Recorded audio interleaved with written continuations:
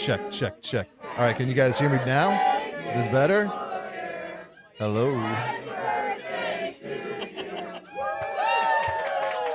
All right, let me know if you guys can hear now. So hopefully this is better.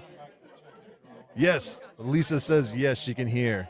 All right, that was my bad. My bad, everybody. The mic that the camera was trying to use is sitting right here. So that's why it wasn't working. It's not plugged in. But Corey Goodman, thanks so much for the $5, man. That is very cool. Go buy Tom light beer. Yes, we got him a whole case of beer in the back, so I think he's going to be fine. They're saying happy birthday to whoever. So thank you guys. I don't even know what's going on right now. It's awesome to have you all here. I'm going to see if I can check and see how many people are watching. But we are right now, since you couldn't hear anything I was saying earlier, I am at the Fear Not Tarantula store in Virginia Beach. We are doing their grand opening. It's also the first ever Tarantula Collective meetup. We're hanging out. We're having a good time. And I'm trying to do three things at once, which never works well. So, hey, Ray, what's going on? You can hear me loud and clear. That is awesome. Glad to hear that. I'm going to see if I can get this focused. I'm going to have somebody sit in my seat, and hopefully I can focus on them. But let me see what's happening here. We've got 85 people watching. That is so cool. Thank you, guys. I'm going to give you a quick little look at what's going on here at the Fear Not Tarantulas. I'm going to raise this camera up so you can see what's going on. You'll be able to hear the noise. And then I'm going to jump in on a second camera and kind of walk around and give you a tour. So you're going to have two different views at once. So just bear with me a moment and enjoy the view here at Tarantula Nirvana. What's up? What's up, D Professor? What's up, Emils? What's up, Muffin 026? Venus Arachne, good to see you. Rocky Mountain Spider Freaks is in the house. It's awesome to see you as well, man. So bear with me a moment, and you all enjoy all the madness. I'll have people come by and say hi. So just chill. I'll be right back. Enjoy the madness.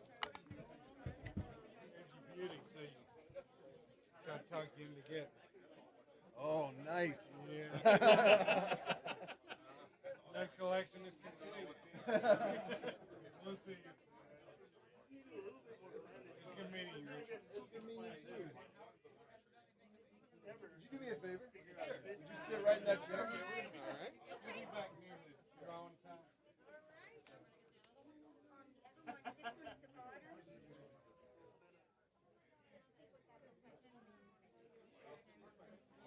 Oh, right. All right. I think that's good. All right. Focus. That was my focus helper. Have a seat. Standing right off camera here is Tanya Stewart, but she won't come on camera. Everybody in the chat, say hi, Tanya. Let her know you want to say hi. She's so close. She's so close. There she is. Everybody say hi to Tanya. So what's up?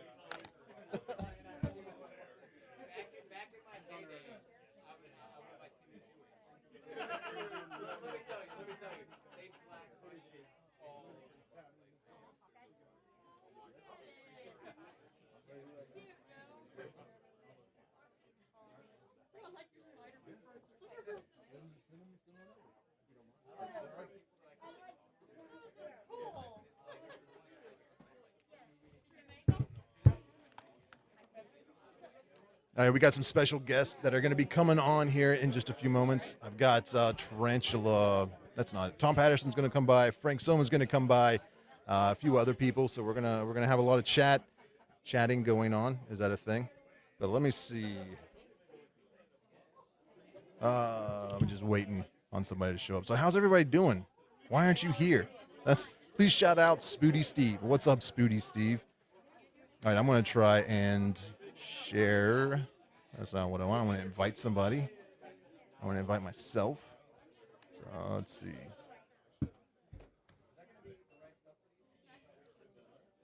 Trying to do too many things at once. It's been I didn't expect it to be this crazy. I was like, I thought people would slowly be making their way in here. So just bear with me. All right.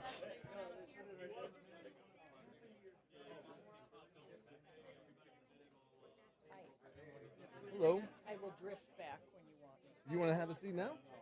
It's Richard. Oh, sorry. Oh, Richard, what's up? What's up? Y'all, who would like to come on first? I am ready to go. Right here.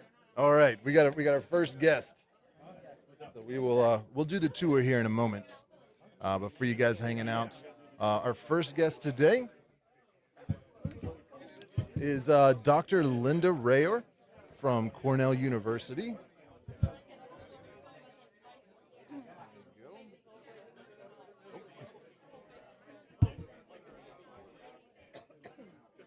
All right.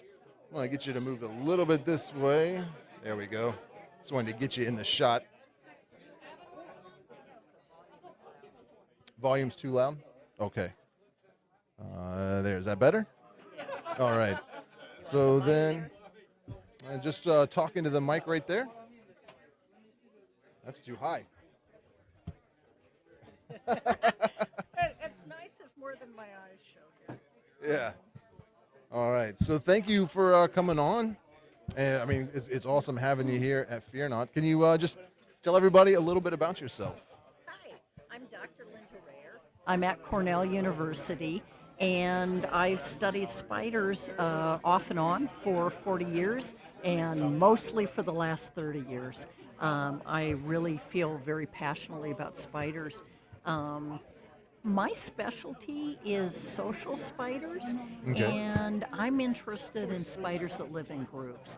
And so I'm interested in tarantulas that are communal and live together, but my real specialty are the Huntsman spiders. I like Huntsman Spiders. I Yeah. like Huntsman spiders too. Very cool. So what exactly are you all doing at Cornell? Your husband was telling me a little bit about the.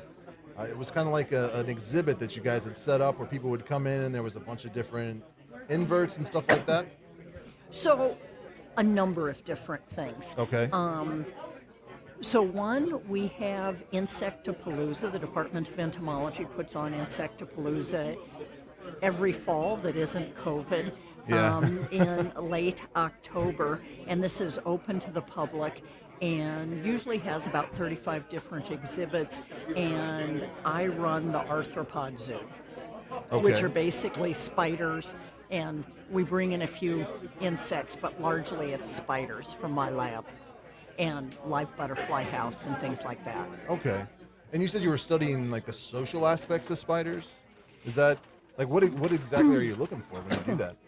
So, my own work is on social huntsman spiders from Australia and more other parts of the world. And there truly are not that many. Actually, can I give a different answer here? Definitely. So, less than 2% of all the spiders in the world out of the almost 50,000 spider species that have been described live in groups beyond initial maternal care in some of them. And many of the spiders that live together are either cobweb spiders or velvet spiders that live in big webs, and you can have hundreds of thousands of spiders, and they're really cool. That's not what I study. What I study are huntsmen that live together in social groups of mothers and their young. And they're really interesting and very unusual compared to the other social spiders. I've discovered 4 species that also live in mother-offspring groups, plus the main one, the Lanacancerides, which is just awesome. And I suppose what interests me is I've always been interested in social behavior. I started out studying prairie dog social behavior. I've always been interested in mammals and primates, and then got interested in spiders. And spiders are awesome. So I've been interested in how do you get cannibals that live together without eating one another to do it. So anyway, that's what I do. Okay. Have you? Is it just you that studies it, or is there like a whole? Do you have like a bunch of students that are also studying as well? Or? Right now, I primarily just have undergraduates who work with me, although I have had great graduate students who have done work with me on the spiders. There are not that many people in the world who study social spiders, Yeah. and almost all of them are women for whatever reason. That's interesting. Women are dominating the social spiders, and actually women professionally are dominating studying spider behavior for whatever reason. I don't know. That is interesting. Now, is it most of the studying, does it take place like in a lab? Or do you like go out on location and kind of view them in nature?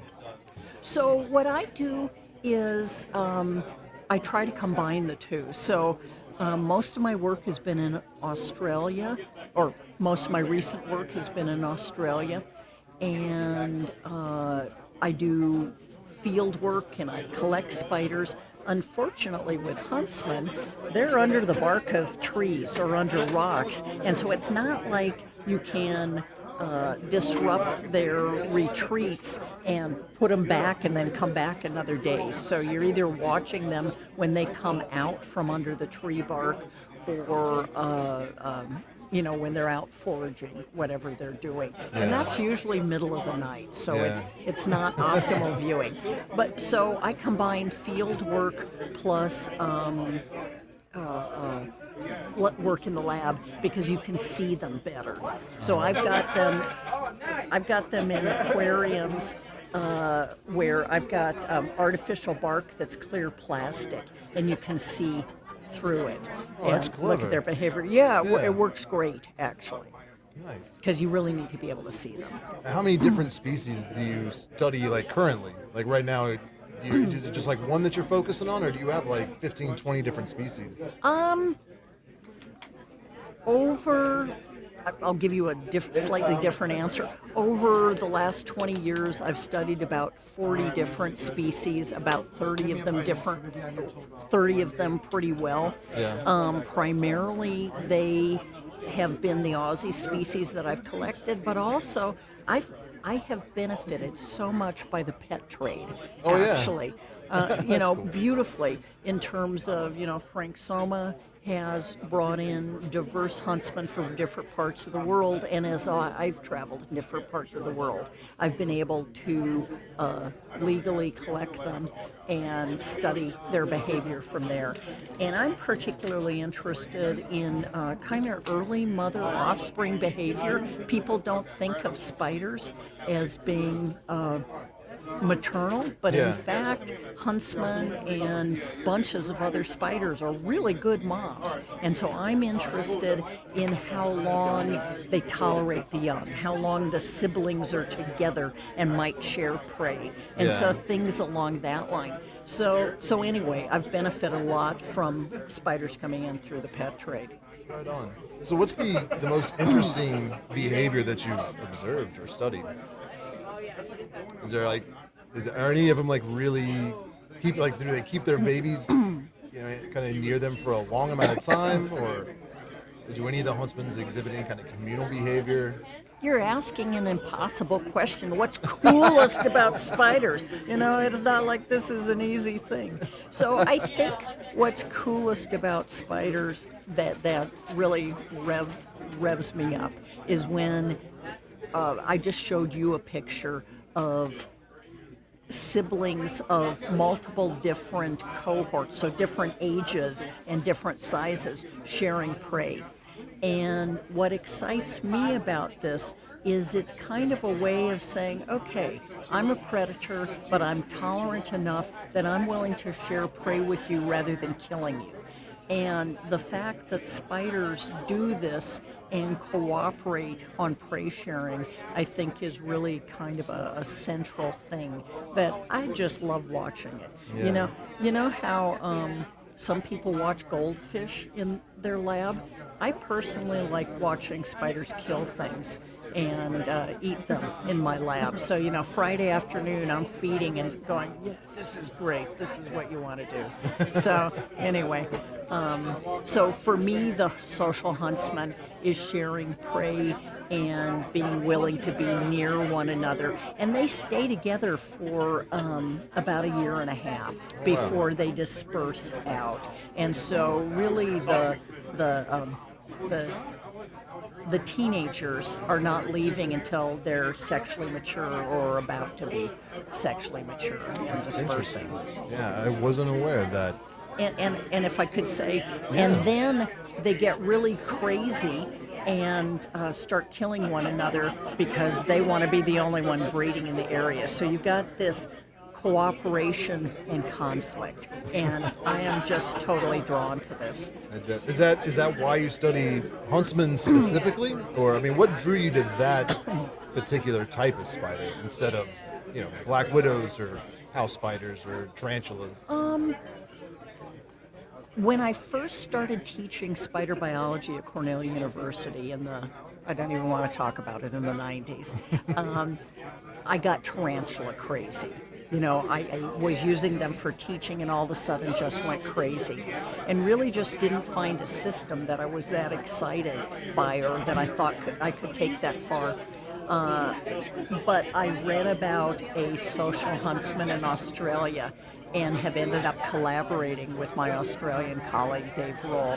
And so I went to Australia thinking, okay, so these huntsman spiders are doing what all the huntsman spiders do, or what all of the other social species do. And it turned out they were so friggin' weird. Really? The fact that they were so, this combination of staying together for, over a year and then fighting with one another and dispersing and competing for very, very rare retreats in the habitat was just fascinating. And then as I discovered new species that had similar behavior, it was just amazing. And so a lot of my work has been comparing the huntsman, and so it's my system. So there are other people that study huntsman systematics. I'm the person in the world who studies huntsman behavior. So, and my students. Yeah. So how many students are on your team? Right now I have 4 undergrads working in my lab. And part of this is because I've got a lot of spiders. I need help feeding. So, but different ones are doing research at different times. You got anything new that's coming out on the horizon? Do you want to talk about? I suppose the 2 things that I've been working hardest on lately is collaborating with a former student on the huntsman phylogeny. So this is the family tree and the relationships of the huntsman, because in today's world you really need to know who's related to who in order to make conclusions. And then the other thing is we've been racing huntsman spiders, and huntsman spiders truly teleport. And anybody who is you have at least one huntsman. I do, yeah. I've got one of the David Bowie huntsman spiders. Okay, David Bowie are cool and weird, but one of the things that I've been doing is my students and I have been racing them, and turns out some of the fastest can run as much as 130 centimeters a second. These guys just teleport around, and they are really hard to catch, but they are really interesting spiders. How are you able to measure their speed? So what we did is the way people run most things is in kind of open tubes. But the problem is huntsmen can walk on anything. You can have a big huntsman on the ceiling without any problem. So what we do is we have hollow acrylic tubes that they run in, and then we've got cages on either side that we're catching them in. Okay. So then how do you actually measure their speed then? Is it like a time thing in a distance, or do you have like a speed gun? We've got a high-speed camera, and then are running the videos, and we're collaborating with a Costa Rican who is doing computer modeling and tracking their runs, wow. basically. It's really neat. It's really, really neat. That does sound a little complicated, actually.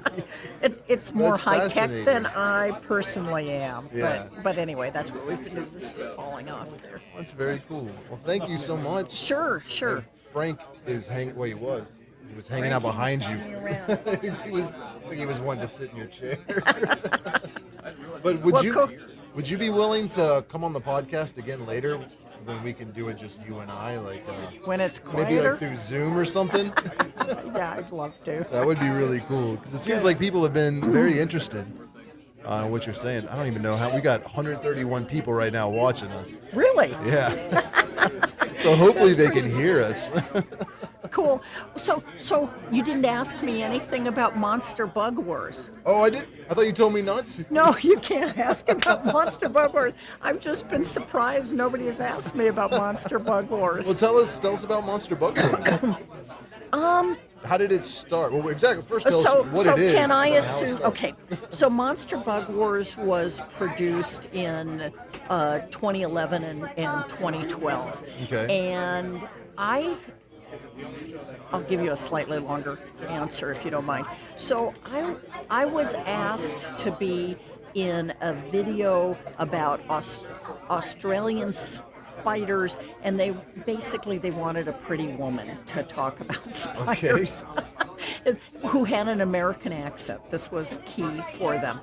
And it was a really interesting film because some of us were on screen just kind of talking about whatever we were talking about, and other people were less animated and were pretty stiff. And so about a year later, I got a call from Discovery and the production team in Australia asking me to be in the video. They wanted me to do a pilot, which turned into Monster Bug Wars. And it was super because 1 year it was filmed in Australia, 1 year it was filmed in Costa Rica. And I am sad to say that I did all of my end of the talking at Cornell University or in Sydney, Australia, when I was visiting. But they would often send me video clips and say, okay, what's the biology happening here? And it was really exciting because I could be a biologist and make sure that they were using the right biology. And the photography was just bloody amazing. Yeah. And so it was really exciting. And last night at dinner, people mentioned that lots of you have watched. I haven't seen all of them.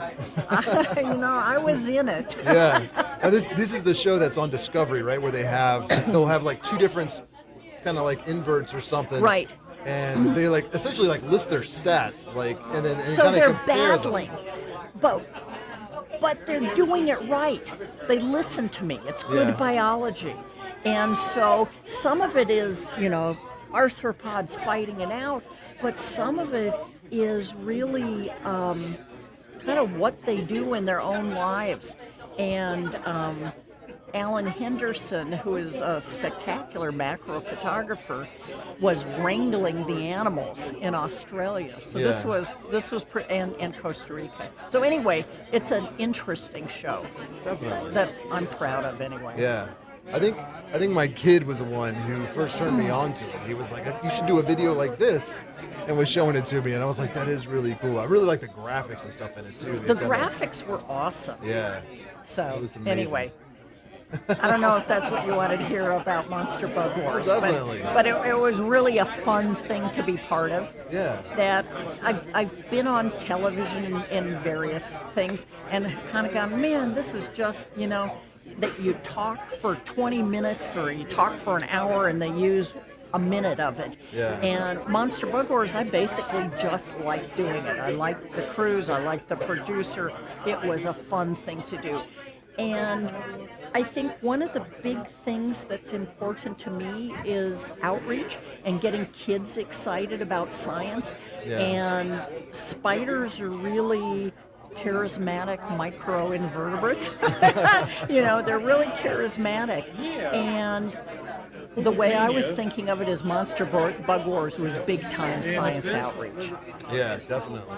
So Yeah, I've seen a lot of, like, there was Monster Bug Wars, and then there was Coyote Peterson from Brave Wilderness. There's a lot of guys out there that are doing stuff to just kind of try to bring people in on the science aspect. I think I would rather emphasize real biology and less of the risk-taking of doing things. Yeah, You know what I mean? understand. I mean, you've kept spiders for years, and I would bet that most of us have been bitten once or twice. But mostly, if you're careful, this is not our reality. Yeah. I've only been bitten once, and that was by a ball python. Like, none of my inverts have ever bitten or stung me so far. So it's like 21 years now, no incidents. Okay, so I've worked with spiders for 30 years, and I've been bitten 12 times, and 4 of those times it actually hurt. Yeah. Or, hurt and lasted beyond that first day. Yeah.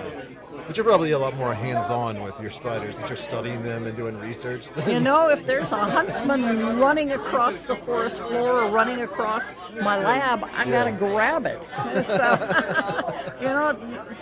it's a trade-off. Yeah. My hubby is tall, and so he gets the ones that are up on the ceiling for me. Oh, that's nice of him. Well, it's been very nice meeting Pleasure you. talking with I know you. Frank really wants nice. to get on here before he goes to the beach, so I have to get him real quick. Thanks. Happy to talk with you. Yeah, definitely. And we'll have to have you come on when there's not so many people around. Here, thanks. Thank you. Sorry if I talked too long. Not at all. It was great. Was I'll I be right actually back. on screen? Yeah. Yep. No, I think they can see you fine. All right, we'll see you soon. All right, guys, I will be right back with Frank Soma. I'm just going to let you kind of look at what's going on, let people say hi to you all. Thank you. There's 148 of you all watching. Dean says he loves Monster Bug Wars. That's very cool. Yeah. All right, so I'm gonna go find Frank real quick. I'll be right back, guys. Stick around.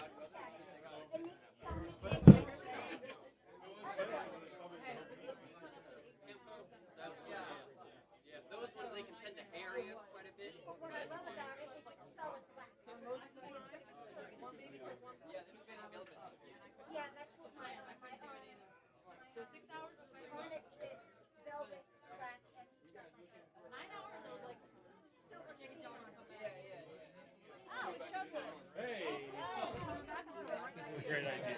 I love this thing. What? Okay. We're recording as well. All right. All right, so I am back, everybody. Everyone say hello to Frank. What does it say? The real Spider-Man. I knew she had some kind of funny thing on there. Here's some headphones. Oh, wow. Okay. So fancy here. Oh yeah, it's exactly like the Joe Rogan podcast, except I'm not funny at all. Let's just get a little bit closer to the mic there. All right, so Frank, you are from New York. Yes. I've heard. So I'm sure everybody knows about you, but can you just tell us a little bit about your business and what you do? Well, How it all began? how it all began? Yeah, we'll start there. Okay, second grade. Okay. That's going way back. Yeah, I was collecting spiders in my parents' backyard, and, well, everything just blossomed from there. So 17, 18 years old, I started working with reptiles. And the spiders always held a certain interest for me. Okay. And so I started working with tarantulas. Now, a lot of people today know me as like true spiders, huntsmen, widows, jumpers. But I started with tarantulas and, amassed a collection of probably 100 or 200 spiders, which nowadays it's nothing. People have like that in their closet. Yeah. But back then in the 80s, there was like 5 species available. There wasn't, you had pink toes, you had Haitian tarantulas, rose hairs, red knees. And so I started, collecting, and in the early 90s, I started getting magazines for overseas, like invert magazines. Okay. Like What was like the BTS Journal or? Not the BTS. It was called Invertebrate International Magazine, and in the Okay. back it had a bunch of classifieds. And I saw like Holland and Germany and all these places that had these great species and these great price lists, and so I got my import license in 1994, Yeah. and I imported from Holland, and it was all for myself. It wasn't for business. It wasn't for retail, wholesale, and I got I found out how to import. I got my import license and went to the airport and did the whole thing. It was like, oh my God, Yeah. And it was a big box of tarantulas and a whole bunch of different spiders, mantids back then because we were allowed to import them. And it was all for myself. But then I found that importing, the costs are adding up. Yeah, I can imagine. And I was bringing these boxes. I'm like, oh my God. Well, back then it was like $500. I'm like, oh my God, it's cost me $500. And I was like, okay, so I started posting things on the boards. There was no social media back then. Yeah. There was no Facebook, Instagram. It was just, internet. Yeah. So you're talking about arachnoboards, right? Arachnoboards, Okay. petbugs.com, Okay. which was before arachnoboards. And I started posting different things. And, sometimes I'd have people buying things, but there was no interest in, the oddball stuff. Yeah. Everybody wanted red knees. Everybody wanted Goliath bird spiders. So, and from there, it just I started importing more and more, and started importing Poecilotheria and all the different species of tarantulas, and it became big business. Yeah. Yeah. When would you say it kind of took off? I mean, was that like 2000 or before then? If the old timers remember Brian Capiz, Arachnocentric from Chicago. Okay. Brian was probably one of the first people to really start actively importing and selling, tarantula captive bred slings. Okay. And so I guess that was in the mid '90s, and I started really getting busy in the late '90s, early 2000s. Okay. And that was the shipments coming in were 1,000, 2,000, 3,000 tarantulas, which nowadays that's like a small shipment. Yeah. And back then it was like, wow, Yeah. big shipment. And I started wholesaling out to a lot of the big names back then, Swifts and Vertebrates, and a whole bunch of different names. So, and then in I guess 2010, I kind of faded out with the tarantulas and got more interested in the true spiders. So what was it about true spiders that pulled you away from tarantulas? Or what was it about tarantulas that you got bored with? No, I didn't get bored with tarantulas. No, no, tarantulas are great. No, I just always like the web building spiders and the net casting spiders and spitting spiders. So it's just more interesting habits for me. Yeah, so I started working with them and found a big following and a lot of people interested in them, and that's pretty much how it goes. Now I'm still doing that today. But And now you have what's it called? The New York Insect. New York Insect Zoo, that came Okay. up. Okay, so I got calls from schools. I was on a radio show in New York, and I was in the newspaper, and I think a news station I went on. And I had some spiders and some insects with me, and 2 days later I had schools leaving messages on my phone. Yeah. And that just grew and grew. And before I knew, I had 100 schools I was going to. 5 schools a week, 5 classes a day. Wow. Doing presentations and lectures for kids. So, and I call myself the Insect Zoo because I've always worked with a lot of other different inverts. Mantids, beetles, all different things. Scorpions, amphipygids, solifugits. So it wasn't just spiders. And so I started going to the schools, and that's how New York Insect Zoo came up. Right on. And I enjoy doing that. I mean, Yeah. Sounds like it's turned into a full-time job. it was after I retired from the fire department. It was full time. Yeah. Yeah. Until So, COVID hit, I guess. yeah, last year was not a good year. Last year it was how many schools I went to? I went to 0. It was a big mistake. Yeah, hopefully next year will be better. But I've been working on a few TV shows. I can't mention names or titles of them. It's Sure. a non-disclosure agreement. So next year those shows will be out. Oh, that's exciting. Yeah, on some major networks. And Very cool. yeah, and I enjoy the educational aspect. And I mean, my sales are, I'm not a big advertiser. Yeah. How do people find you if they're looking for Facebook. Facebook? Or Google my name. Okay. So Yeah. just Google Frank Soma or Frank Soma Spiders. Or, Okay. Yeah, they'll find me there. Right on. Yeah. So, but I mean, is it mainly true spiders that you're selling, or do you also have like tailless whip scorpions? tailless whip millipedes? scorpions. Not too much with the millipedes. A lot of native species of millipedes. Centipedes. A lot of different species. Scorpions I've gotten into big time recently. But mainly true spiders and a few tarantulas. But obviously tarantulas, we have a lot of other great people doing tarantulas now down here. Fear Not Tarantulas with the grand opening. Yeah. And you can see it's packed. I mean, this line's been out the door, It is. down the block for hours. Is there still a line? There is still a line, Jeez. and I'm looking at the owner over here. Yeah. You know, Tanya She's Stewart. staying right off camera. She's staying off camera, but like it's just impressive here. It's really impressive. Yeah, You know, it's a little mind blowing. it is mind blowing. Last night I was worried that not many people were going to show up, or it was just going to be like a slow trickle all day. Right, And and then this morning pulling up and seeing a line, like it looked like the new iPhone was coming out. exactly, yeah. You know? I actually thought the guys next door had some like sneaker sale. Yeah, you could get some right. really cheap Yeah. shoes or something. I was like, wow, they're all here for the tarantulas. Yeah, it's amazing. impressive, but she's doing great. You know, Yeah.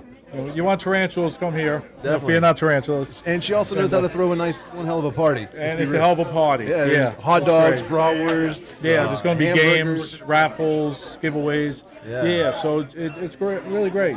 So, I mean, so I'm really just doing the true spiders mainly. That's You know, very I still cool. have tarantulas, a modest maybe 100 to 200 tarantulas. You know, Yeah. small number. And what's a good true spider for somebody to start off with, especially if they're transitioning from tarantulas? Transitioning.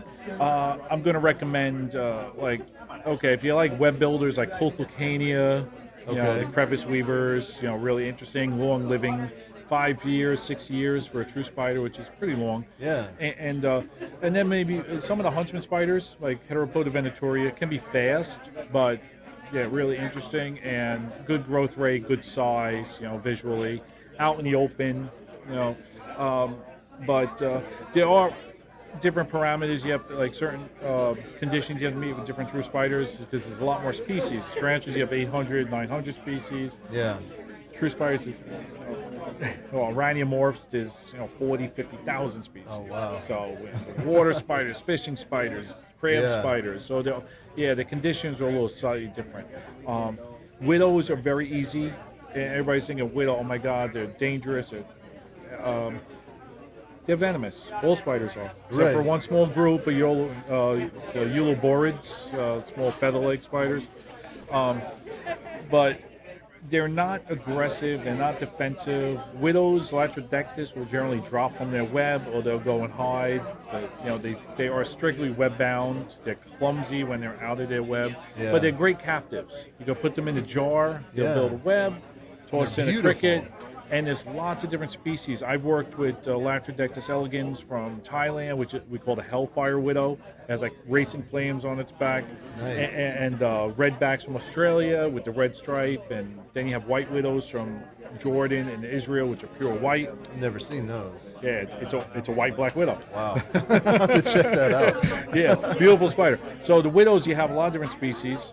Huntsman spiders, tons of species available in hobby. You have Holconia from Australia, the abandoned huntsmans, and David Bowie, Heteropoda David Bowie, just bright orange I one. love that one. Beautiful spiders. I think Tanya has some Heteropoda bowii here, which are big green, 6-7 inch leg span species. And jumping spiders, you have Phidippus regis, the regal jumpers, which are also nice pets. They're very interactive. Have almost like personalities. Yeah. So there's a lot of great true spiders to work with. A lot of people like the Orb Weavers. Orb Weavers I recommend more for once you gain and have a little experience, because a lot of Orb Weavers weave large webs. Okay. So they need support, a large area. Yeah. A lot of them feed on flying prey. I see, from being on Facebook, I see a lot of people selling like those spiny Orb Weavers, and there are species that just are not good in captivity, Okay. like spiny Orb Weavers.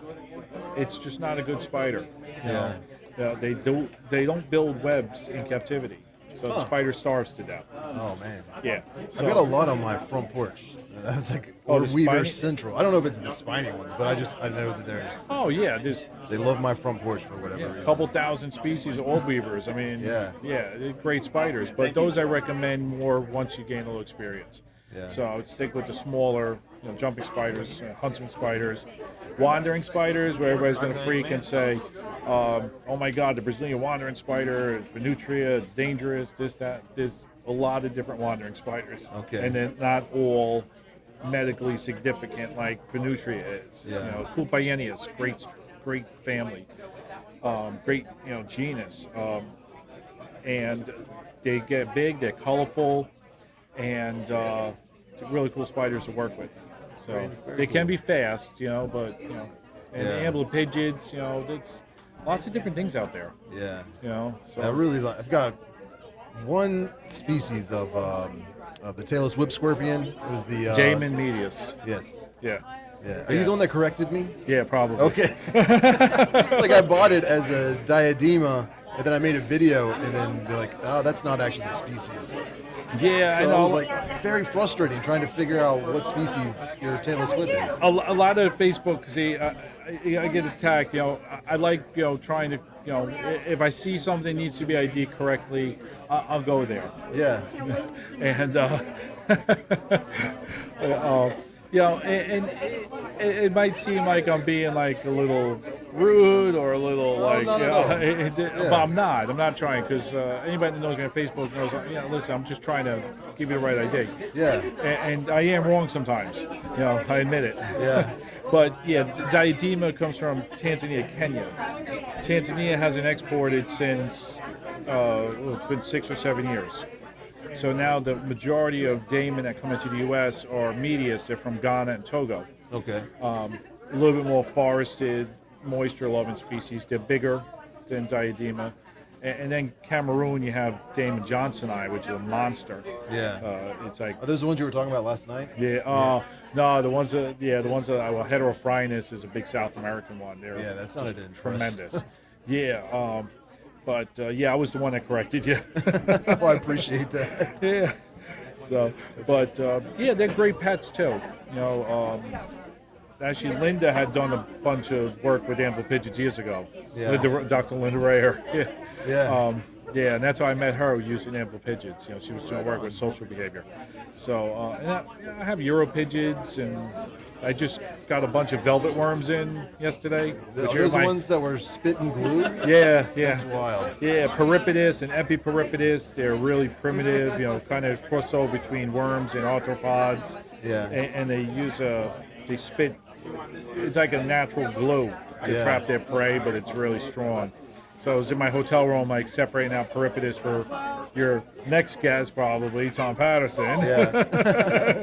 So I'm Where's he counting. hide? Yeah, he's hiding. He's right over there hiding, Bat Boy. Okay. But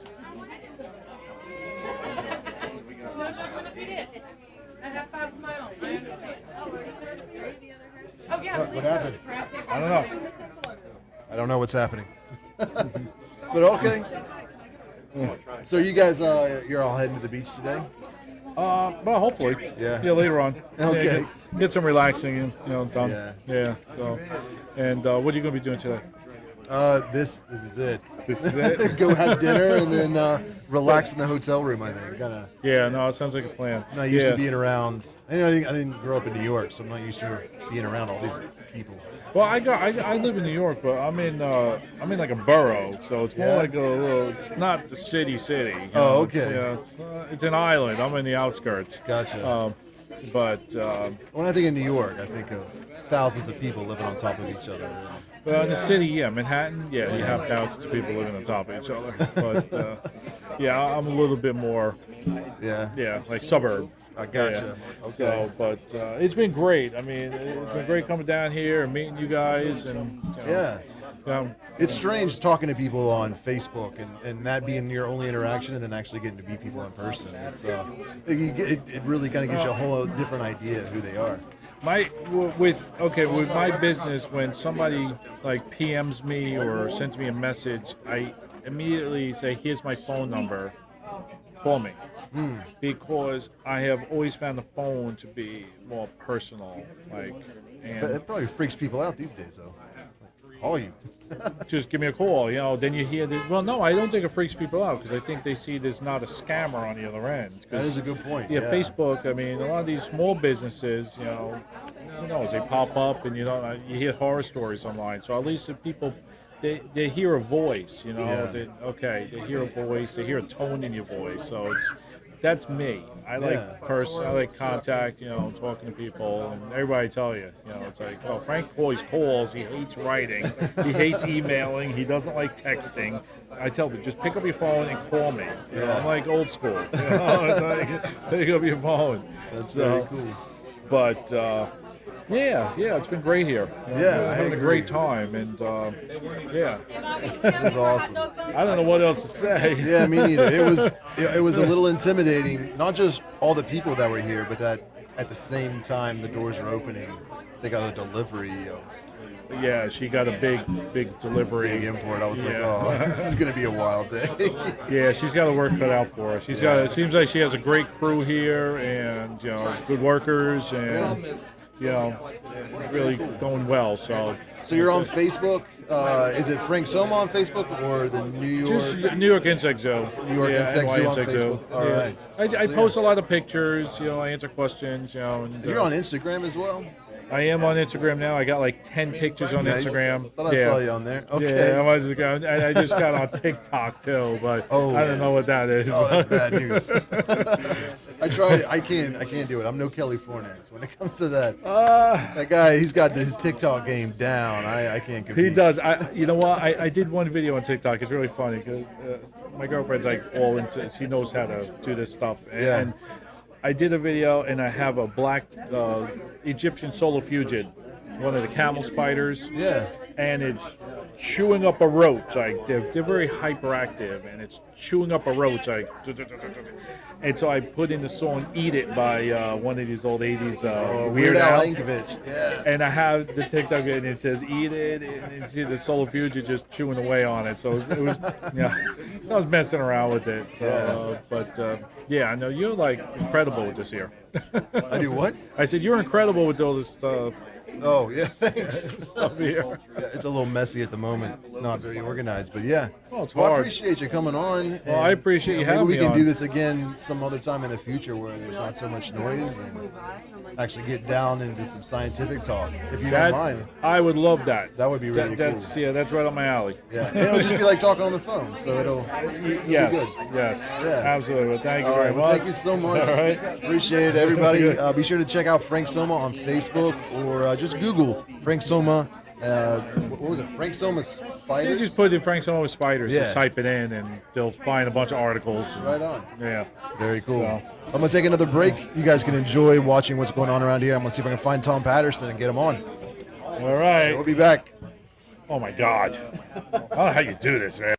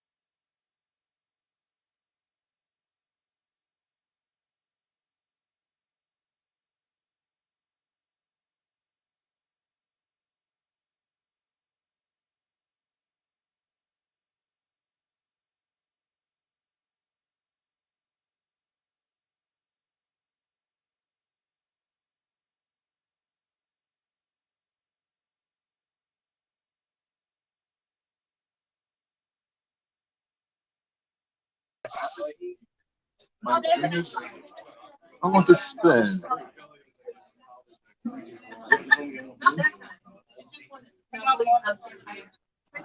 Yes.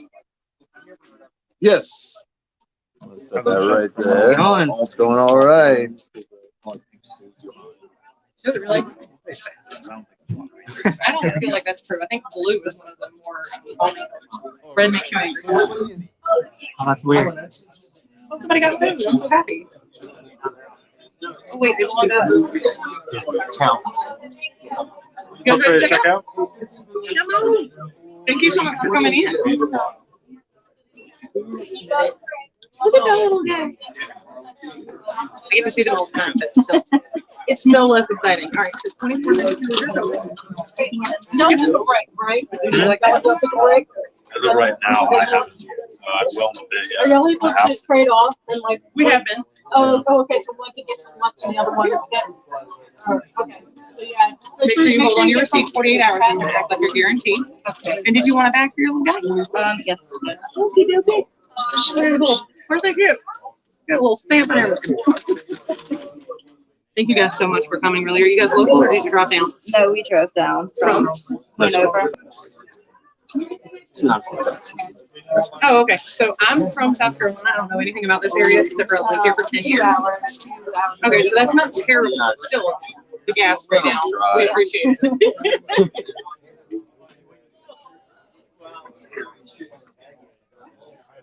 Wait.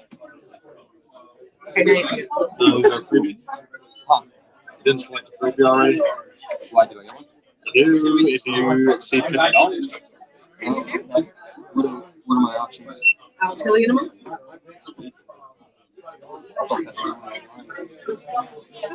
Freebies and store too. No, not Spider-Man.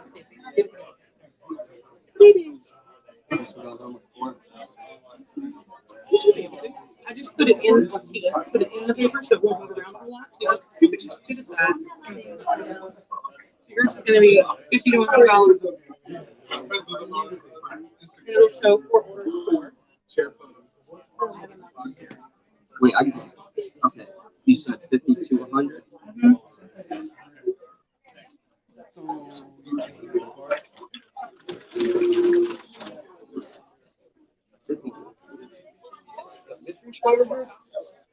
What's that?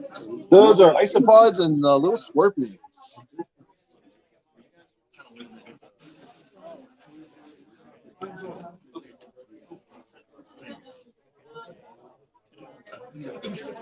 Did you want scorpions as well?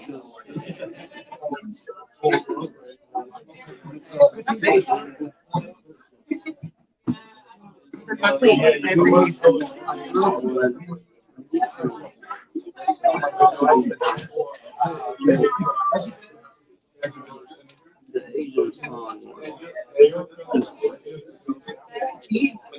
Alabraktis, Fellini. Are there any more of these up here, Chris? We have some, but I need to go. You know what Ben is in? Fellini. You're amazing. You're amazing. Obviously, he doesn't.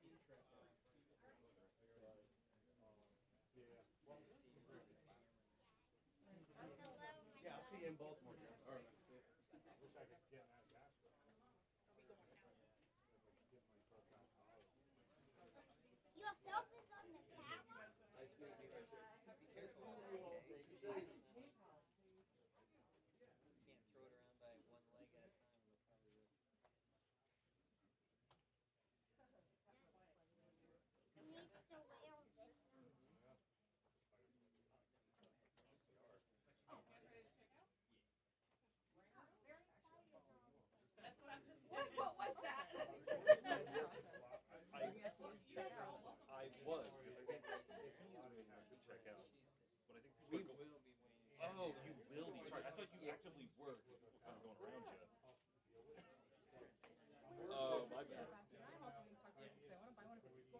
All good. That was my miscommunication.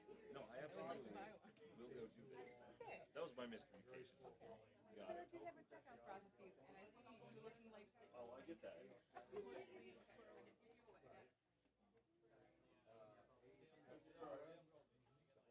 Very flattering.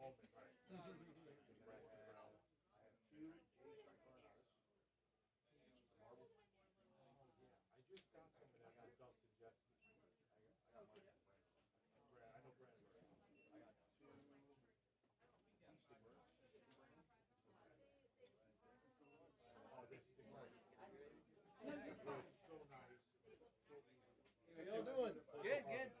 We have well, we're all fans, but she in particular really wanted to say hi. Well, hello. She's trying to do her little YouTube thing, so she wanted to give you Well, thank you very much. I appreciate that. We'll give you a shout out. What is your name? Nice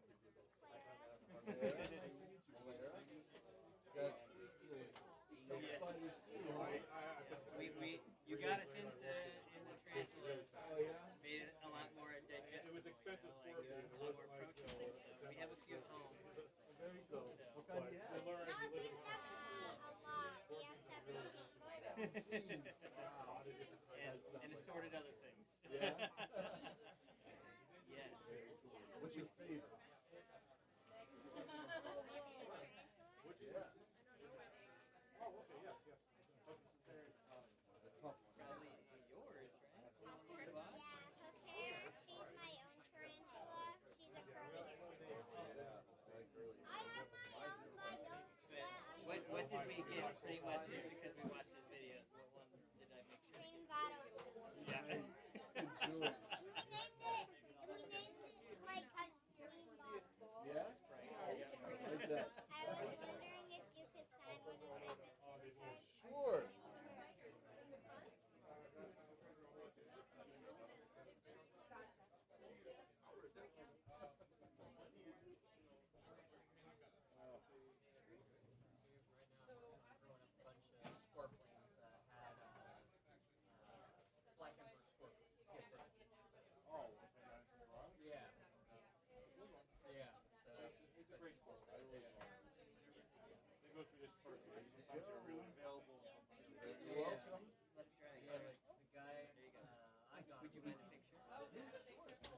He just had somebody bring a whole bunch in. They were deciding to get out of the hobby. Weird guy.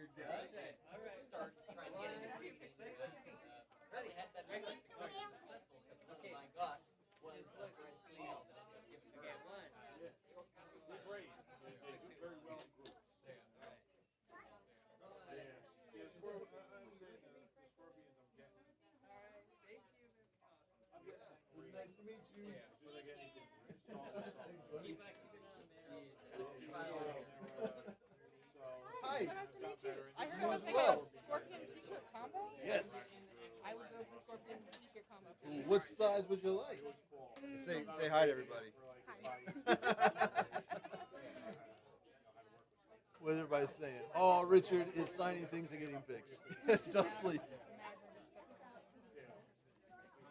My poor put upon partner was like, wait, there are bugs. It's a very common scorpion, not very venomous, but it's a little baby. Oh, lovely.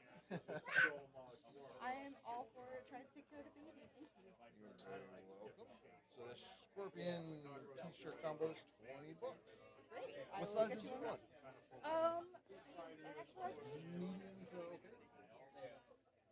If you just have a large, that's cool too. Plenty of extra. I used to live in Arizona.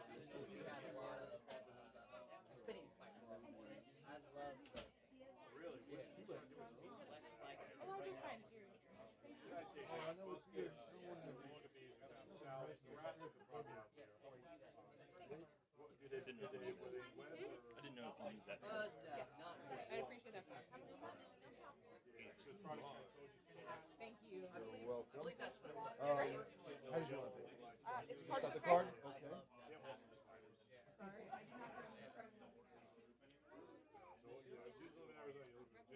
Yeah, yeah.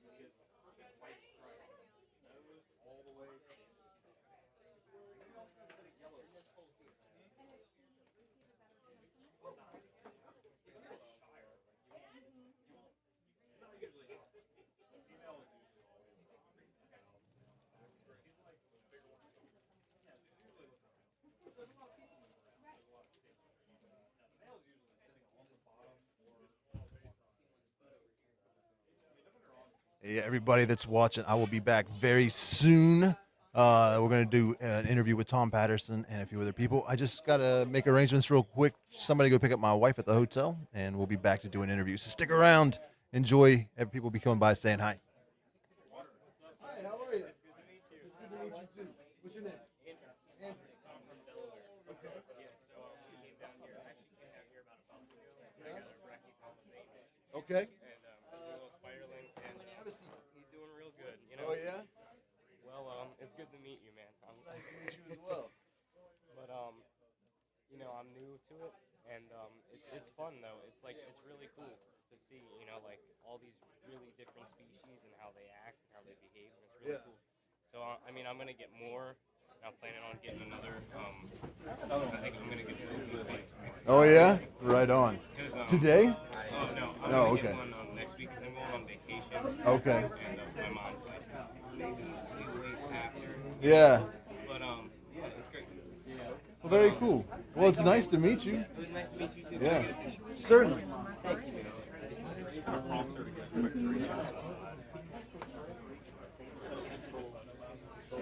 They do need it. Good to meet you. But she seems to be doing pretty fine. Yeah, she seems to be getting her best sleep. Well, it's interesting to see when she gets up to about 2 feet. But just to see what we do when she has to be Yeah, I don't know how that would be accomplished. Probably something more cook. Oh, sorry. Pretty sure it's male. Actually got a pretty decent growth rate. About that big after a year and a half when it was just a quarter inch sling. Pretty much bigger now than the male. We got another one that's growing a lot slower. It's younger. Hoping it's a female. Have to wait and see. Yeah.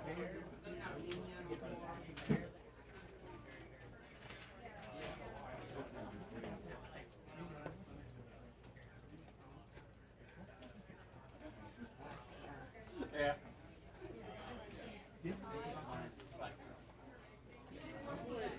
Every time touch the enclosure, doing laps.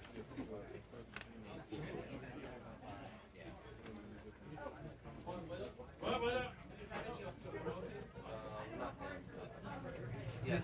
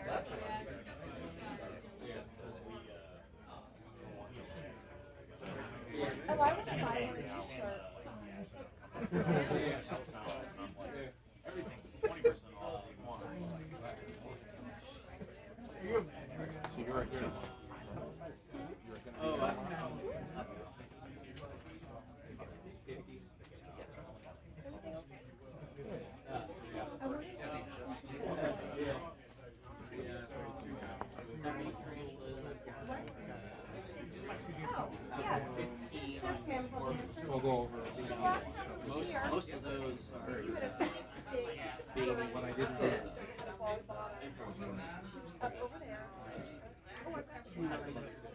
on display in the actually last year. Smaller. Yeah. Yeah.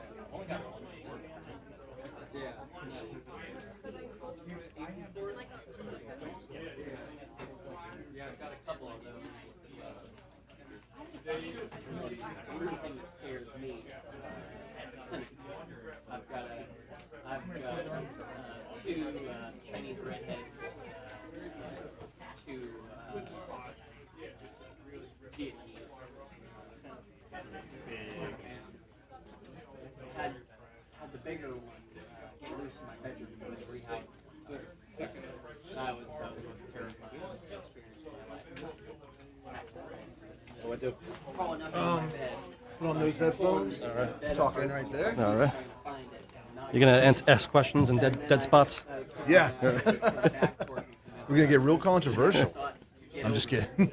All right, so we are back, everyone. If you don't know who was sitting here with me, then you probably are not online. But this is the famous Tom Patterson. Tom Patterson hates your guts. If you're on Instagram, so everybody say hello. How's it going? There we go. Trying to get you in the shot a little bit better. There we go. So you are from New York as well, right? You're up there with Frank? Yeah, Long Island. Yep. Right on. So how did you start your journey in arachnids? I was always into reptiles and stuff as a kid. And, I always wanted a tarantula, but Mom would never let me have a big, hairy, gross spider. I can relate to that. So, when I was old enough to buy one, I did, and it was a changing experience buying that first spider. Like, if I knew what was going to happen, 25 years later, how many spiders I would get and obtain. And, so how old were you at that point? I was probably like 16. 16. So what was the first tarantula? Was it a rose hair? Rose hair, yeah. Classic old rose hair. This guy in the pet store had put on these thick, leather gloves to catch it and put it in a box. He had it on corncob bedding, sponge, everything that, you would hate. When I got my first one, it was at a pet store. They had like a little 16-ounce deli cup or something, and I had it for maybe a year or so, and it went into pre-molt, but I didn't realize it. I just knew it stopped eating. So I took it back to the pet store, stuck my hand in there, and pulled it out to show the guy, and he lost his mind. He's like, "That is extremely dangerous. It's going to bite you, and you're going to have to go to the hospital." I'm like, that doesn't seem right. That's not what I read. I was so ignorant to it too at the time. I'm like, the pet store wouldn't sell something venomous, so I was picking them up and playing with them too. And then, the first time it molted, I was completely ignorant to it. I had no idea that spiders molted, and there it was on its back. I'm like, another dead pet, Came home, thank God I didn't throw it out later that night. I came home, I'm like, what the hell happened? There's two spiders, and just from there, you become fascinated with them. And, So did you get the Tarantula Keepers? What is that? The Tarantula Keepers. That book. The Bible. I never had. It's the one book I've never had. I try to collect as much literature on tarantulas as possible. I have hundreds of books, man, but for some reason I never had that one. Somebody I think actually just sent me one of the first edition copies of it, so I have it in my collection now. But that's cool. It was weird, back in the day. I was very fortunate to have Frank in my area and his partner Tommy Augusta at the time. Yeah. They were huge importers, and they would get these imports, and I'd show up at their house that day. So I was very fortunate to get first pick and get these spiders. And it was a weird time. There was no internet. You couldn't look them up. They would hand me a piece of paper with some name on it. That meant nothing. Yeah. And luckily spiders are pretty easy to care for. So you put some dirt and moss in there, and they'll grow. Yeah. And sometimes I don't think people realize how good they have it with all the information that's so readily available now. Yeah, it's crazy. It's like it wasn't like that back. No. And you guys way predate me. Like when I was talking to Frank, he was like talking about the early '90s. I'm I wasn't there yet. Yeah. I didn't get my first one until like 2000, I think. Well, him and Tommy Augusta was his partner at the time. Was a spider dealer from New Jersey, and they would always be at the White Plains show up in New York, so I'd meet them there. And we always had our own little spider clique up there. And, Yeah. like I said, I was very fortunate to have those guys around back then. That I would post pictures on arachnoboards, and people were like, "How'd you get that?" It's the first ever. They were all coming from Frank. Yeah. Now I got some spiders from you recently. I got a couple fishing spiders, and so when did you kind of move from tarantulas into more of the true spiders and other arachnids? Yeah, I always started to get. I was really into other my gallimorphs, like Little Felly and Deplora and stuff like that. Because tarantulas, I felt like I had them all, so I just wanted to try to experiment with other spiders, and so my gallimorphs, like I said, Little Felly and Deplora, they were really cool. Yeah. I bred Megathyloides, and I was just fascinated with them. And when Frank started splitting imports with me, we were bringing in a lot of true spiders, and I got really into the wandering spiders, Huntsman, Cupianius, Fenutria, fast-moving wandering spiders are really cool. So just that. Honestly, for the true spiders, it's only been a few years I've been doing it, maybe 4 or 5 years. So, Gotcha. Tarantulas forever. Yeah. So.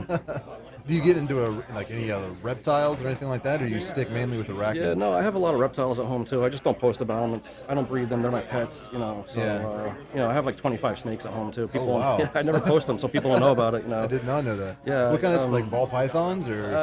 They're all snakes that were dumped on me by people that didn't want their pets anymore. So it's a mix. I have red-tailed boas, carpet pythons, king snakes, corn snakes. I have a frog. So, right on. Yeah, I've had all kinds of cool stuff over the years. So, Very cool. So how did this whole Facebook group about people being victimized by Tom You can blame Patterson? Tarantula Cat for that. Is that Tarantula Cat? Yeah. She's the one that invited me to it. Yeah, that's a lot of fun. What is Look, this? I dish it out to people all the time, so it's, I have to take it too. So Yeah, it was very. It's a fun group though. So if you want to go pick on me, that's the group to do it. Yeah. Right.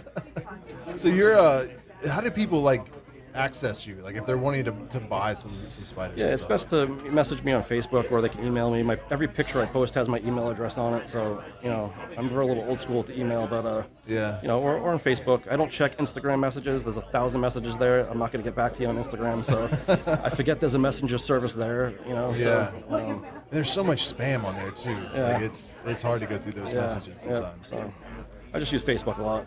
Yeah. So Facebook or send you an email. Yeah. That's the email's best way to get a hold of you. Right. So is it like a constantly rotating inventory, or we're always getting new stuff. Me and Frank, like I said, we split the imports now, so we both have the same stuff, but I'm getting stuff from everywhere. I'm constantly getting new spiders in, coming and going quickly. So yeah. Right on. Awesome. So it's just you, like you just kind of. Yeah, I do it all by myself. I work a full-time job on top of it. Oh wow! I don't have much of a life outside of it, but every night I come home and I'm taking care of spiders and feeding spiders and building boxes and printing FedEx labels and wow, all night every night before I go to work all day.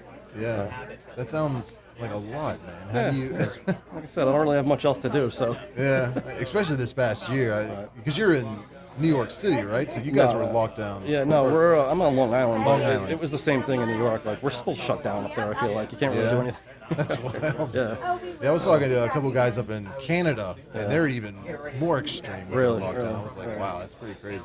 It's crazy though. Like the spider thing took off during the pandemic, which was the craziest thing. Like I had more orders and selling more spiders during the pandemic than I've ever in my life.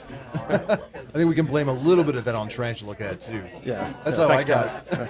It's like I kept seeing her open these boxes from you, and I'm like, oh my gosh, I got to reach out to that guy. Well, I always send her pictures when I get new stuff, and she's like, I want that. So Yeah. I send her all the cool stuff. All right, Kat? You know that.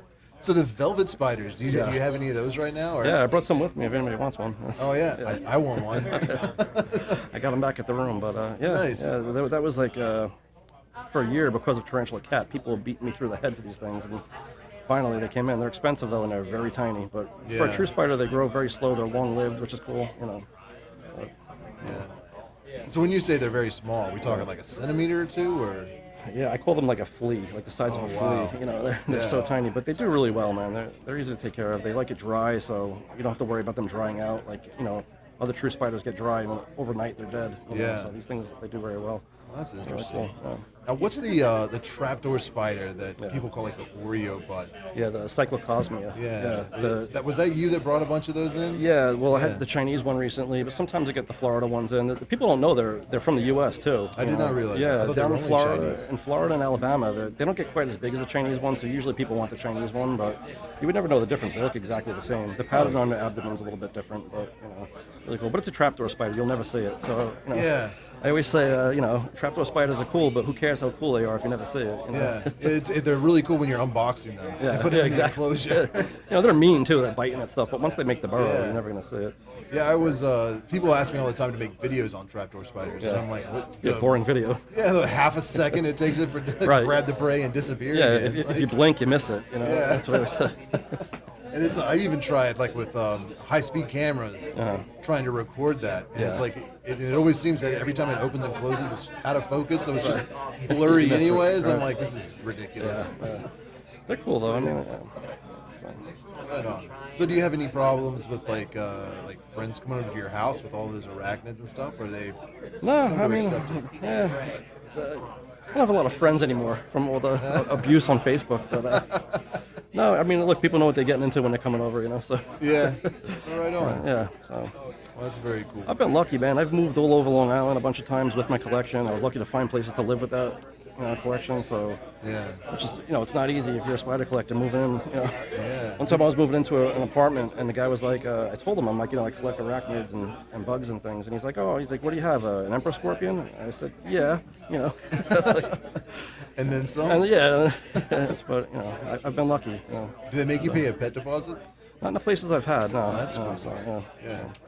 What do you do if they're wanting to like fumigate or something like that? Like, how do you protect your arachnids? Just close the windows and don't let people down there. Yeah. So, I've been lucky, with that. So. Yeah, people ask that all the time. Like, we got fleas, or the landlord's coming in to spray for bugs or something. Like, is it going to bother my spiders? I've never really been in apartment buildings where they can just do that. It's always been like somebody's house and renting out part of the house. So I've always been lucky with them. Giving me a heads up when they were doing stuff like that. So, right on. Very cool. Seeing if anybody was had anything to ask. See if they have anything nice to say. Yeah. Actually, Tom, Instagram ignored. Sorry. I'm bad at that too. Right. It looks like people are just excited to see you. Yeah. I wish you all could have came down. It was a good time, man. This is crazy, man. Lady Geckofoot says, greetings, Tom. Donation towards your website. Huge thanks to everyone at FNT, TTC, and of course, Tom, for everything you do. Thank you. Very cool. And this is not Tom Moran, I think we should point out. I was actually going to have it printed on the back of my shirt. I'm not Tom Moran. I see that all the time on Facebook. Yeah, he made a video about it, a whole long video about describing I'm not Tom, he's Tom Moran and I'm Tom Patterson, but people see Tom and they just assume we're the same person. Yeah.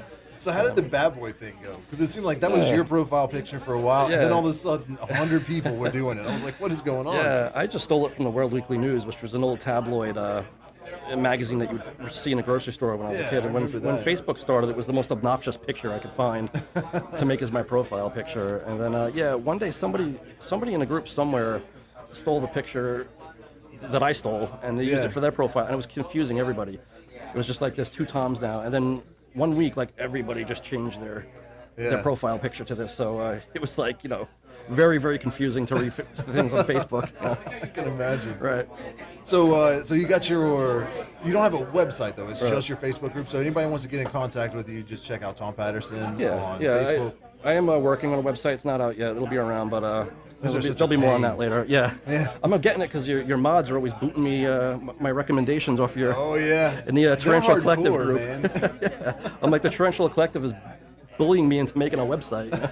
So we actually have a referral link with Squarespace. Yeah. So we're just trying. I'm just kidding. But for now, just message me on Facebook, or they can email me. Like I said, my email is on every picture. If you found a picture that I posted somewhere on the internet, my email address is stamped right on it. So, nice. That's a good way of getting your word out there. Yeah. So what do you have the most of right now?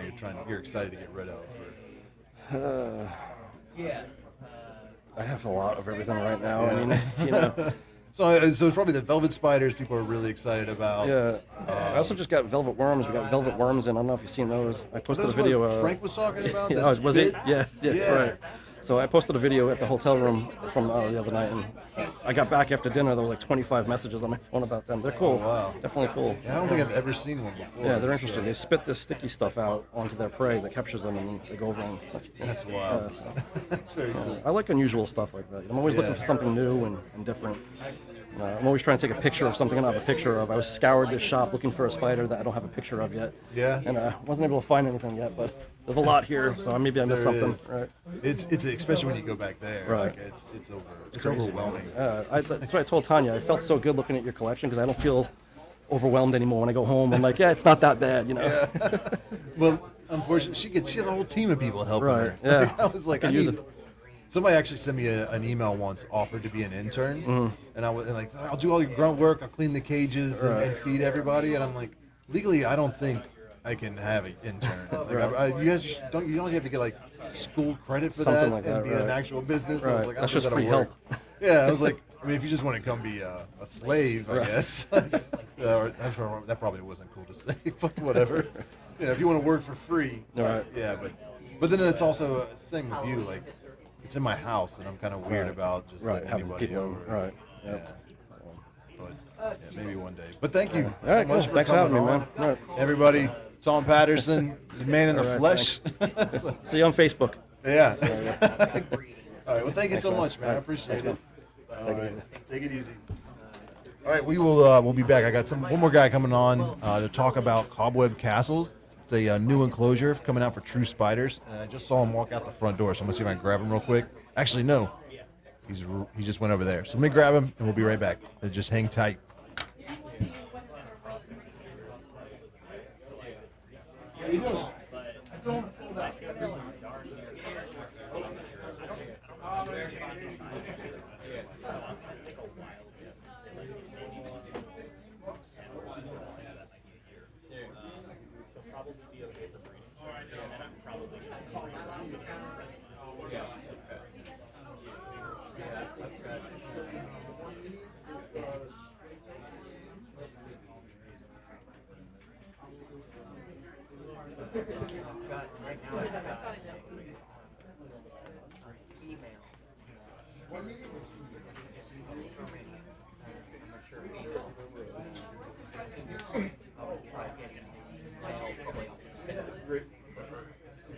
Yeah, it's like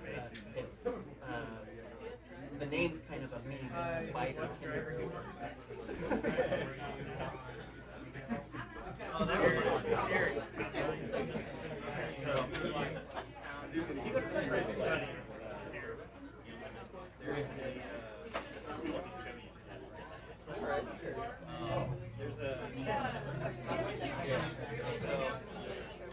If you don't have any like qualifications, then you're supposed to disclose what you do. Give advice or try to make a suggestion. You're supposed to put like QA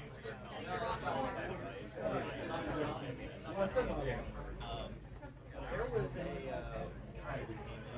wanting this spider venture and I don't know what species, but one of the people who apparently is pretty experienced with it said, "I'm sure that's a need to the owner." What are you looking for? He said, "Well, you're looking for a specific." I just thought, "Oh my God, it's not good for sale." That I feel so much. Oh yeah. They are hard. 2 hours to get.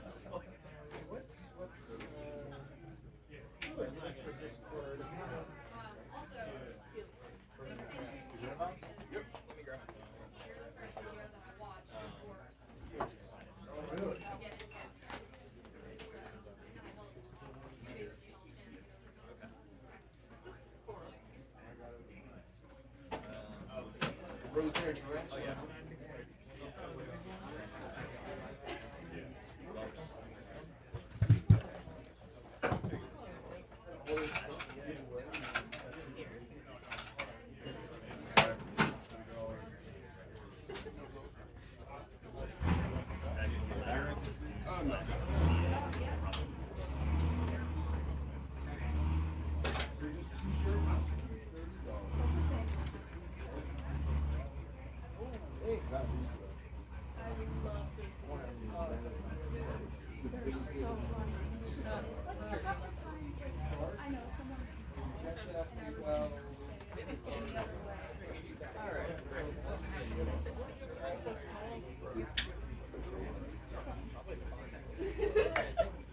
It's so funny.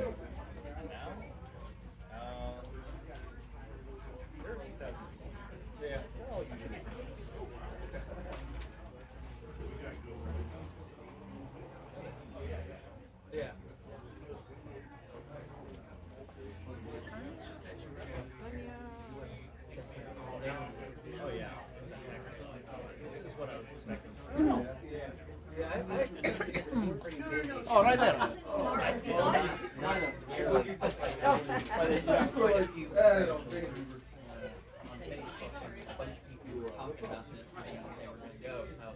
Okay, well, we're probably looking at these 60 to 300, and then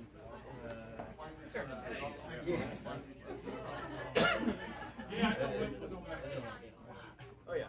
Let me know how much you want to go for the show. Okay. Yeah, here, 925.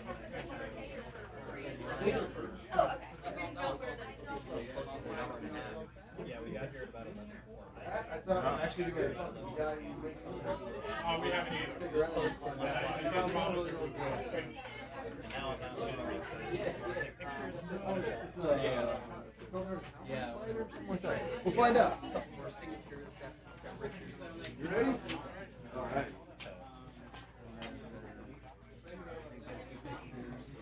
All right, guys, we are back. We're still here at the Fear Not Tarantulas grand opening Tarantula Collective Meetup, and we have Elliot Stanton here from Cobweb Castles. Just put on those headphones there. Alrighty. And just talking in the front of that mic there. Try to get as close as you can. Okay. Oh, that's perfect. All right. So, welcome to the podcast. Thank you for having me. So I've been seeing your enclosures popping up. I see, who was it? Tarantula Haven just posted a video. Somebody And else did. Russ from Aquarium Pets. Yep. Yes. Yeah. So somebody actually was just asking about. There's one right over my shoulder here. Yeah. It's all webbed up. They want to know what spider is in there. It's Cucocania hibernalis. Okay. Southern house spider. Okay. So what got you interested in that species? So I'm kind of coming at this not a tarantula keeper. Okay. So I came to connect with you and just the tarantula, fan base to really see if you guys would like something like this. Okay. Basically, this started when I was a little boy. I grew up down in Florida, and they have these spiders everywhere. I mean, if you go in a barn or an old building or look up in a shed or something like that, they're out there everywhere, and they make these big webs that go to a hole. It's a crevice weaver. It looks like a funnel. Uh-huh. So when I was a little boy, I'd catch little crickets or grasshoppers or whatnot, and I would throw it in the web. This cool-looking black spider would come out and grab it and pull it back behind the hole. Okay. And that got my curiosity going, and just, it kind of fostered an interest in insects in general. So, I'm older and wiser. Looking back, I should have gone into entomology. That's like my side passion, but it didn't work out like that. But 2007, I started trying to figure out, okay, what's going on back there behind the wall, because I never could see. Yeah. So I started to develop a prototype box that had a separate side chamber in the back, and it had I used a baby food jar as a container. Okay. So basically the spider could come out to the front, the light side of the container, grab the insect and go back to the dark side. And basically it replicates nature, because if the spider feels at home, she feels like she's in a barn. Yeah. So that's how I got started, and that was 2007. Here we are, 2021, and I'm like, hey, let's try to do this. Let's see. So I just developed this prototype, and is that yours right there, or? Yeah. So if I just grab it, nobody's gonna get mad at me, right?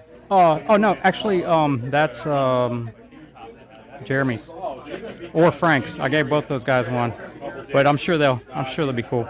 Yeah. So this. So yeah. This is the Cobweb Castle, and you sent me one of these. I opened it and looked at it, but I haven't been able to get in depth with it yet. Yep.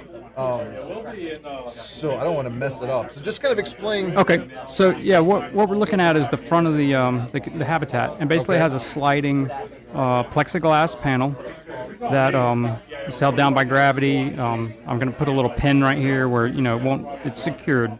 But basically, the spider can't get out. Yeah, that's pretty heavy. Okay, and then on the back of the container, it has a dark panel, and it has a separate a chamber. The habitat is split into 2 chambers. So basically, this back chamber is a dark side, and basically came up with a little bubble back there where the spider can actually live inside that dome. And you close this back, and now she feels she's like in a barn. Yeah. So that's the concept of The spider was a lot bigger than I thought it was going to be. Yeah, they get bigger than that. I've been trying to find some good ones. Wow. That's probably cool. that's probably like medium to large. Let's see if we can get the glare off that a little bit. Can you guys see that? That is a very big. Move it a little bit closer. Whoop. Yeah, it's hard to see on this lens, but yeah, that's a big true spider. It's very cool. They're really those are the females. They're really docile. Yeah. I will go catch these in the wild and just thank you. Just catch them in a sandwich bag. Yeah. And just tickle the web. They come right out. They think it's dinner, and I'll just grab them out and put them in a sandwich bag. So all these branches here, is that how it comes shipped, or you add those yourself? Yep. So I did these to just give the spider something to reach out and start attaching web.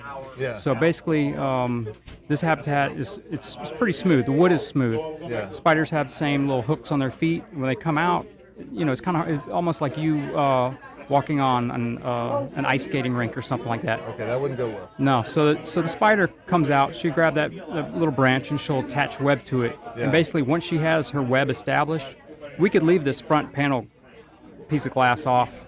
I could lay down and take a nap right here by it, and she's not going to come out. Yeah. Because once she has her web established, I don't know how it is in the tarantula community. You guys leave your lids off the top? No, they'll wander away. So these girls, they just want to stay at home. Once they have their web established and they're being fed, they're right at home. Very cool. So that's basically the concept. I'm looking at getting on a Kickstarter launch to launch it. Yeah. And that's why I came here to the grand opening here of Fear Not Tarantulas. Amazing facility. I met Miss Tanya, got to talk to her, and it's just it was a great turnout. The line was out the door. Yeah, it was and it was pretty cool. So I got to network with some of you guys, but that's what I'm trying to do is launch on a Kickstarter here, hopefully in about 2 months. Okay. A big piece of this also, and what led me to continue pursue this, is that I was able to get it STEM.org certified. So basically, that's when you go into a store, you see the STEM, science, technology, engineering, math. Okay. This is a STEM product. Okay. It comes with a kit. I've created a custom notebook I'm looking at students. Sure. So they can document, every day they come into class, hey, what did the spider do? Did the spider make some new web? Did the spider finish its meal? And these spiders actually, I'm not sure if tarantulas do this, but they will actually wrap up their dead insect, and they will come and bring it down to the bottom of the habitat. So it's almost like I say they're taking out the trash, really. So they eat the Big Mac and throw the wrapper away and come throw it down to the bottom of to the habitat. So they're kind of self-cleaning. Yeah. So I think it's really neat. I have about 20 of these prototypes in my garage. I've been feeding them, testing them, just going through the whole gambit. And my wife cracks the door and is like, "Uh-oh, you're out in the spider garage again," and close the door back. So you hand make all of these. Well, I'm having these made in South Carolina. Oh, okay. So I won't be hand making them, but then I have the ability to kind of scale up. I don't know how this is going to be received, and I'm hoping to be the bridge between tarantula fans and keepers and those people who see spiders and immediately kill them. Yeah. Okay, because I don't have a tarantula. I've never owned a tarantula, but I'm interested in tarantula. I'm interested in all insects, but that's my ultimate goal, is to get people, and especially the younger kids, into insects. If we don't have the next generation of entomologists and insect enthusiasts, we can't eat because we don't have any bees, because nobody's doing bees to keep, take care of bees. And it's like, bees are non-negotiable. Yeah. I know sometimes I feed spiders to my bees. Don't tell any beekeepers that. But it's like, we have to keep this going. Right. So I think COVID has been good for the spider industry, really, and I mean pets in general, because everybody stayed home. And it's like, hey, let me get something. What's easier than a spider? Right. I can go out of town and leave my 20 spiders in my garage for a week and come back and they're fine. I can do 2 or 3 weeks and they're fine. But that's really the gist of it. I mean, I would tell people, I appreciate you having me on your podcast, and I'm a big fan of your channel and your camera work. I mean, just look at all this stuff you have set up here. Is like just amazing. You got flies now. And but I mean, you open up that enclosure. Yeah. Hey, free food. What I do if I see I'll tell you this. If I see a fly, I keep a sandwich bag in my pocket. Yeah. I'll catch one. I'll seriously, I'll open up the bag like this, and you wait till the fly lands. Yeah. Very slowly come down on top of it, and then the fly, they go up, right, to get away. You just close that bag. Nice. Then you tear the wing off, and then it's dinner. That's nice. Oh man. That. Yeah, you've been messaging me, I don't know, 2 months now, something like that, maybe longer. I'm really bad. Like I tell people all the time, I'm really bad with messaging. No. Trying to get back. So I felt bad, but when you were like, well, I'm coming here, I was like, well, this is perfect. Yeah. I'm just glad to be able to meet you and connect with you a little bit. Yeah. And so if people want to get involved, you said you're going to launch a Kickstarter. I'm going to launch a Kickstarter. Basically, what I'm trying to do is just kind of network with the spider, insect / reptile community. Yeah. And then just when I launch a Kickstarter, just have you guys say it's live and let's see what happens. Well, right on. Yeah, I've seen so you. We already talked about Tarantula Haven. Yep. Aquarium Max. Yep. There's some other YouTubers that you've also talked to. They're going to be putting videos out. I sent one to Bugs in Cyberspace. Okay. Peter. Yeah, Peter. He's a good guy. And he moved out to Arizona recently, and I was out in Arizona. So there's these spiders everywhere. Yeah. So he's like, yeah, let me just catch one and I'll put one in there. Nice. And then Tarantula Cat. Mm-hmm. Also Clint's Reptiles. Okay. So hopefully, and you, if this podcast is good, hopefully we could do a collaboration too. You just let me know. Yeah. But just trying to get some views and some some exposure. Sure. And then just point it to the Kickstarter and just see how it goes. So do you have a time frame as to when that Kickstarter will be going? I don't have an exact time frame. I'm trying to do it within 2 months. Okay. I'm really close, and in fact, you're like the last little networking piece to come together. So right on. I appreciate it. Yeah, we'll definitely have to do a video or something. Yes, sir. It's different. I don't think people realize how much work goes into launching something on Kickstarter or launching a YouTube video or even a website. Yeah. It's like you just see the finished product and you're like, okay, that was cool. But you don't realize the months of effort that people put in, sometimes years, just to kind of get things up and running. Yeah, that's why I'm just very appreciative of you taking this time, because it's I know how busy you are. I know how much you put into it. But I'm also saying I know how busy you are, like how much work you probably had to put into research and development, and just getting all the information together, and everything to even start to launch a Kickstarter like that. Yep. Yeah, so you're looking mainly to kind of reach out to tarantula keepers, invert keepers, stuff like that. Yes, but also go schools, for more educational. Educational. That's my hope is because tarantula fans, keepers, you guys can hold a spider. You're not scared of it. You know how to deal with a spider, and you're not you won't harm the spider, and you kind of have the idea. Necessarily going to a school route, I might have a second grade teacher who, is going to not have the same amount of calm. So might have to kind of deal with that a little bit. But I'm hoping the product can be the bridge between, the dedicated fans and then just bringing the new fans on board. and Yeah. just kind of see how it goes. I like that. Yes, sir. I mean, it's really cool to try and educate and get people more interested in inverts and spiders and stuff like that Yes. at an early age.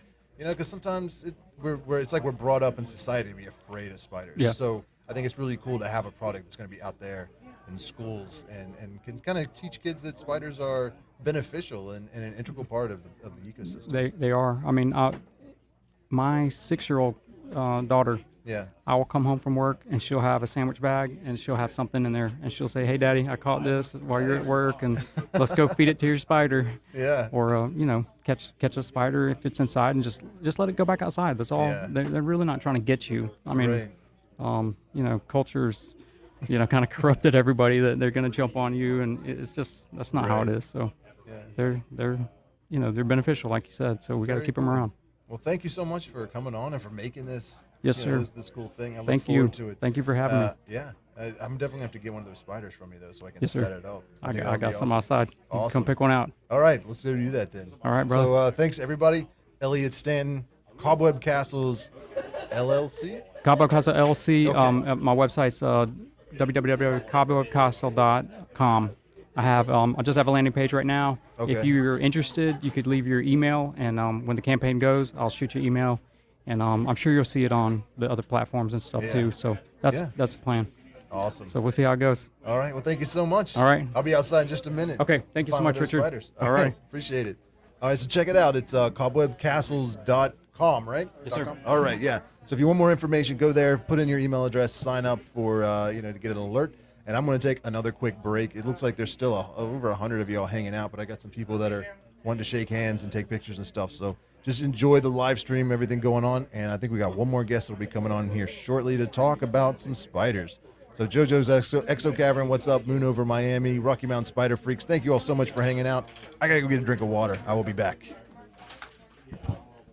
Thank you. You're very welcome. Yeah, you got. I got to step outside for a minute.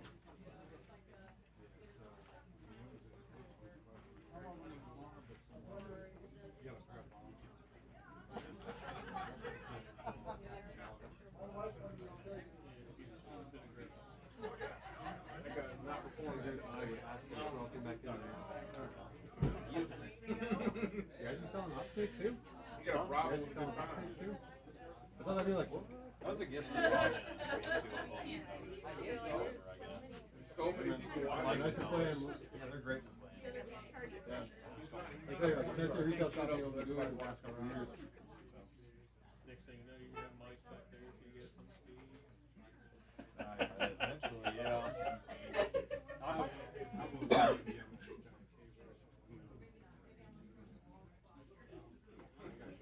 Doesn't work, I guess. I've had meals that do not have whatsoever. Hey. Don't tap it at all. He doesn't have the courage. Okay, all right. I'll be there later.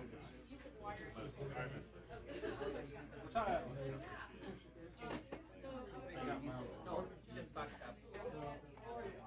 These people were like, I like that there aren't as many very new, don't really know this for a while. I see people who shouldn't have gotten it. Now, do you know something like Very like, Yeah, I usually give him a couple of meals. You know, just so they don't start hungry. you're not bad? It happens in the world. Bigger one.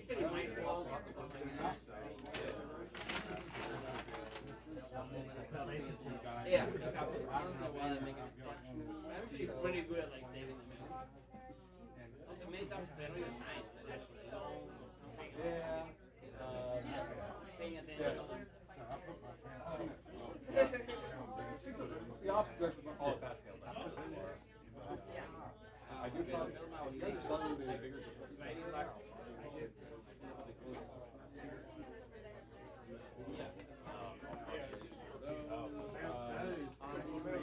When it's not windy or I pay attention, you know, I love mine so much. I just stopped keeping usually it. happens like a month later. It can take long. I moved down here. I was getting ready to do it.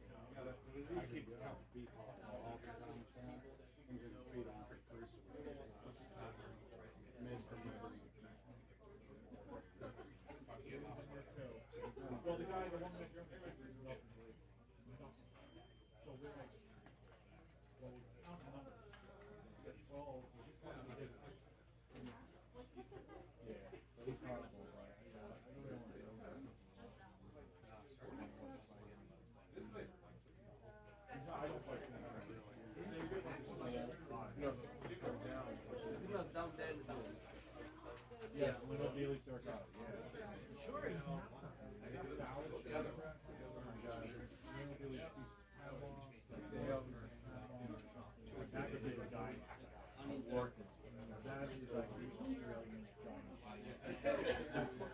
They're like the biggest funnel web spiders. It's the biggest funnel. I got 2 pairs of guys. The males are like this. And the most aggressive defensive spiders you ever see. They're in the Zipporah? They're in Hexadillidae, which is the same as Zipporah. Yeah. Well, same as the Australians. Like, same ladder down, not yeah, same ladder down. Right. You know, Atrax and then you have I was just reading about giant funnel web spiders, and I can't find like reference on them really of like good, not too much out. Yeah, good documentation. But the idea of that's so it's just cool. A black, bright red chelicera. And they make the nice big funnel webs. Do they do it on a bigger scale because of how big they are? If you put it in a big container, it's going to web up the size of the container. That's amazing. But, okay, guys. That is really teeny, yeah. Yeah, I mean, you can have the next.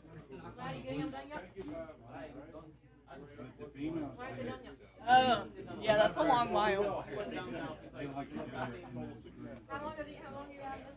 Females I got the other group done in 5 minutes. You want a different female? Where's the music?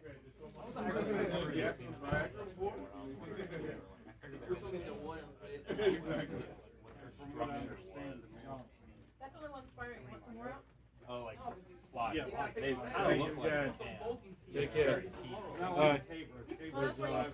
Tom? Jeremy.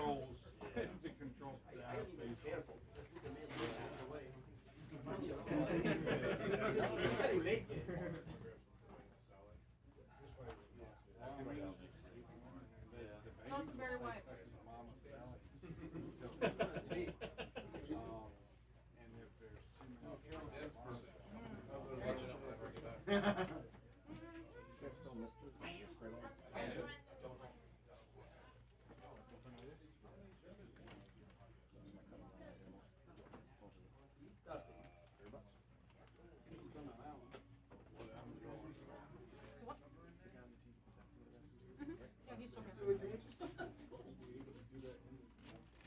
No, they'll probably come out. They may have, oh, I think that's simple.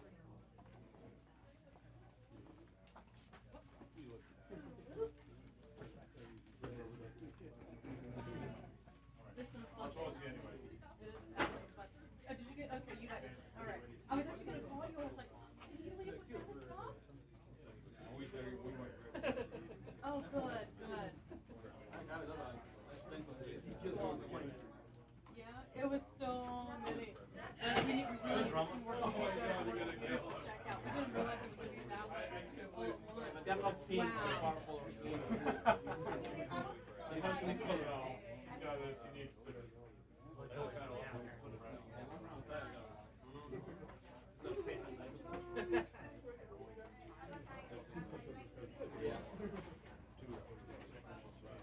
Papaya.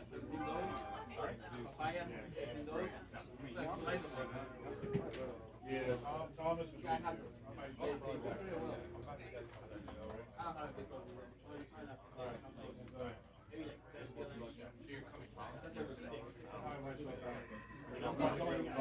gonna go get somebody with my girlfriend. I'm gonna take a break. And then I need somebody to take, I think I have one that takes it back.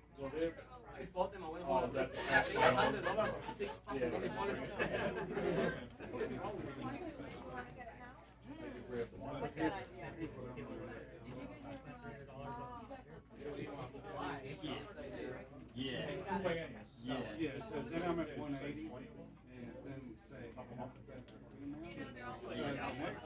Next time. Oh, you're right. You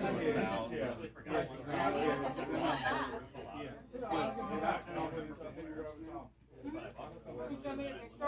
And you're saying you still need to hit them. And I've got. Show him, this is my You boy. got one of these, don't you? Hey, how you doing, bud? So, yeah, show him. Female like 15 years. I just tell you in bed. Here's one that's got the mail. Greetings. They don't like roaches, but look at these things. They're so cool. Oh, wow. No, yeah, they will.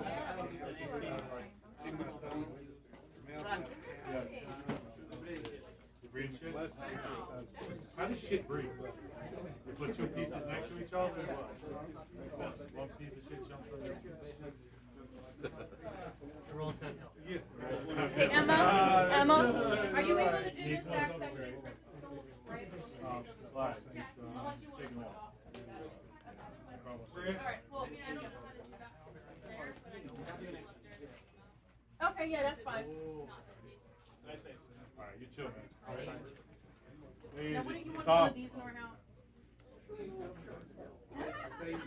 What is he doing? I don't know what he's doing. Yeah, fine. Say goodbye to. Nice, I like it. I like it, I like it. I think medium is the smallest I have right now.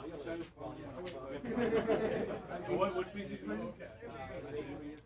All right, it looks like we got some breeding that's going to be happening here shortly. So I'm going to move a camera over so you guys can check it out. Just bear with me a moment.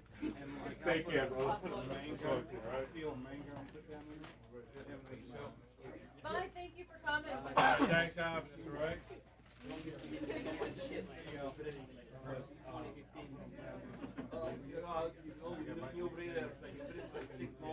Yeah, it's crazy how much they eat. The organic stuff sometimes use the natural pests too, which can then also cause it ferocious. So.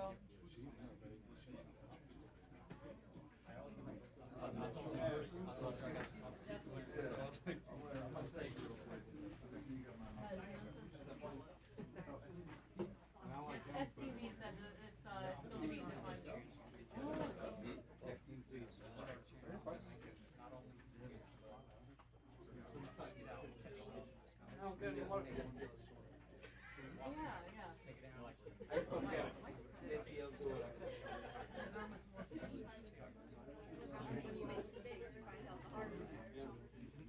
She's just up my wallet.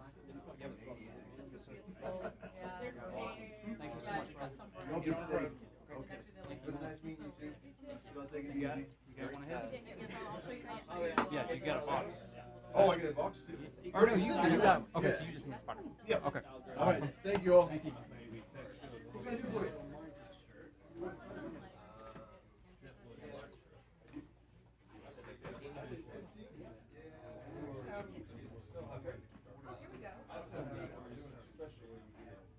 Yeah, I don't think it makes sense. Oh yeah, I remember this one.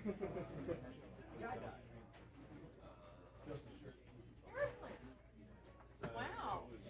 And I think this picture you can almost see what its peak's gonna be. So this one when it gets older.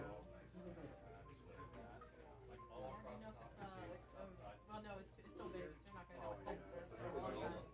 They just one just got picked up for about 2 weeks ago. It's gonna turn around very gently. It's gonna turn around very fast. On this one.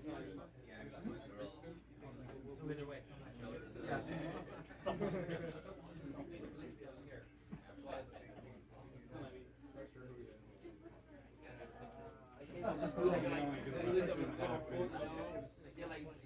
leaning here for the female, you're like, oh, God, why are you doing this? Super tiny, and they stay in a trap where they make. So you almost never see it. My spider. I've seen that before, yeah. Maybe 5 minutes. Thank you. Yeah. They're like, oh God, they're made it. Pay attention. Oh, something else is. Oh, you're gonna meet them. Oh, no, I should run over to Emma back there and ask her to give you my water. No, Steve,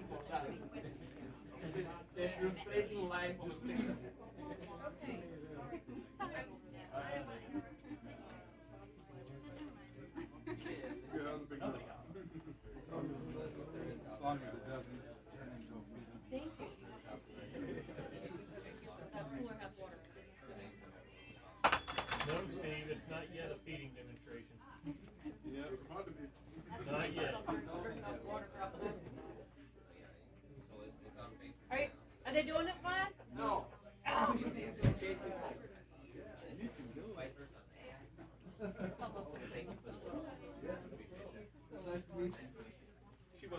Hi guys.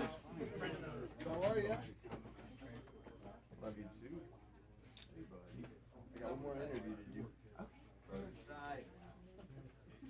Jeremy, yeah? Alright, cool. Alright, so you got headphones here. Yeah, I just gotta talk right into that part of the mic. And we are back. What's up, everybody? We still got over 100 people watching. You guys are wild.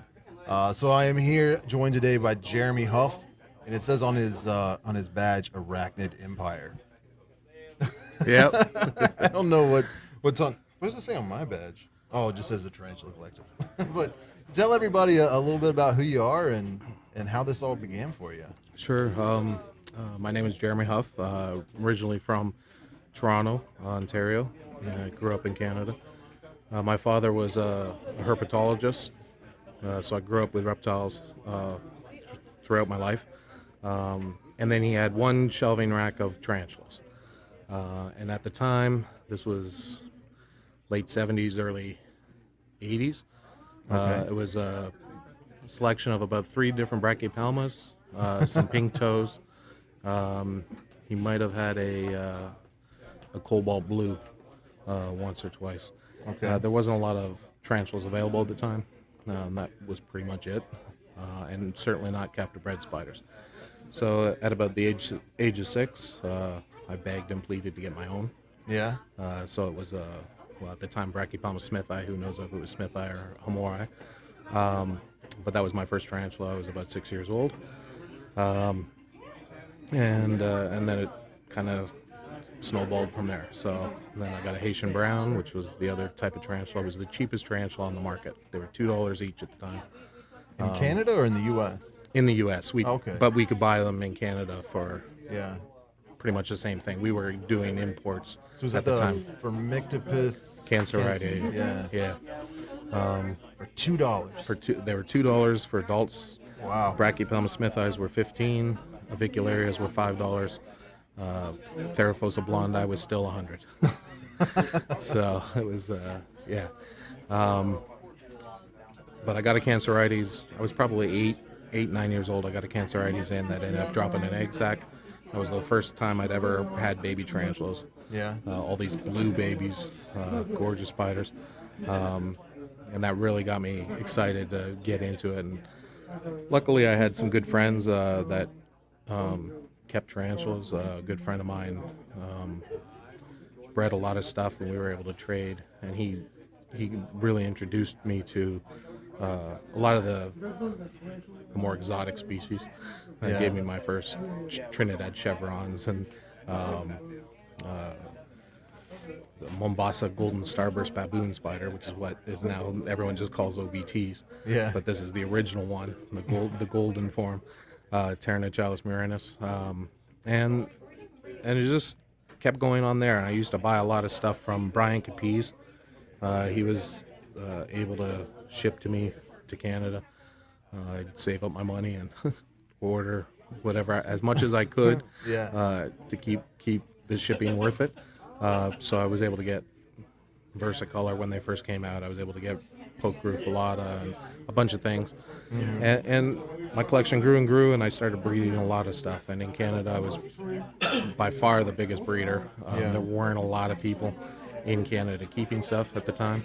And then I was fortunate enough early on to meet Rick West, who's pretty famous in the tarantula His name's come up a lot today. Tarantula world. Yeah. Yeah. So he's and he and I became very, very good friends. Shortly after I met Rick, my father passed, and Rick really filled that hole, and he became a big father figure for me, and I looked up to him a lot. And then we got he invited me shortly after my dad died. He's like, hey, let's do a trip. So we did a trip down to French Guiana. Wow. And man, it was a blast. That would be amazing. First night we got in there, and the one spider I had to see that I wanted to see that was down there was Ephibopas murinus, the skeleton. And we get to this little lodge, and they have like a couple of acres behind them of forest, but they have a little trail. Get out on the trail, and within like 10 minutes, big Ephibopas sitting at the burrow entrance, and I was like, man, this is awesome. So just in his back acreage, we found 10 species of tarantulas. Yeah. Even avicularia right in our bedrooms, as well as Phenutria and some other cool things. Yeah. And then Rick and I started doing a lot of trips. We went to Cameroon together. We wanted to look at, in Cameroon, the shaman use tarantulas to determine guilt or innocence for people. How do they do that? So it's really kind of interesting. They have a set of cards that are like a papyrus or a leaf with symbols, and so they put those beside the tarantula burrow, then put a clay pot over it, and ask the tarantula guilt or innocent or whatever it was. Yeah. And then, of course, the tarantula doesn't like those cards in its burrow entrance, and because the pot is over it, they think it's nighttime, so they come out, Yeah. and they just start flinging the stuff away from the burrow, cleaning up their burrow entrance. And so you come back a couple hours later and check and see what the cards read. And it was funny at the time. The questions we asked, Rick's daughter was pregnant at the time. Yeah. So they wanted to know if it was going to be a boy or a girl. Okay. And stuff. And he called it right. So, might Clairvoyant be something to it. Yeah. And that was an interesting trip, because one thing I've found in the hobby is, especially nowadays with the internet, it's gotten a little crazy. Everyone is set in their ways on how things should be. Right. This tarantula lives in the ground. This tarantula is arboreal. Well, French Guiana, in Cameroon, we were also looking for Heteroscoda or Stromatopelma. We weren't sure what might be there. There's actually several species described in the literature, but hasn't been seen in 100 years. So we paid a couple guys to go up into some palm trees and collect tarantulas. They came down with a bunch of tarantulas. Oh, wow. Every single one was Hystrocrates gigas. What? Which lives in the ground. Yeah. Does not live in trees. And these were 60 feet up in the trees. So it goes to show you that we don't know everything. Right. And you see that in a lot of cases. Ephibopas. We collected 4 species of Ephibopas, 3 species of Ephibopas in French Guiana. Yeah. The babies and juveniles of all 3 species are arboreal. They're up high. They're up 3, 4, 5 feet off the ground in the tree bark. They're in bromeliads, but then they go to the ground as adults.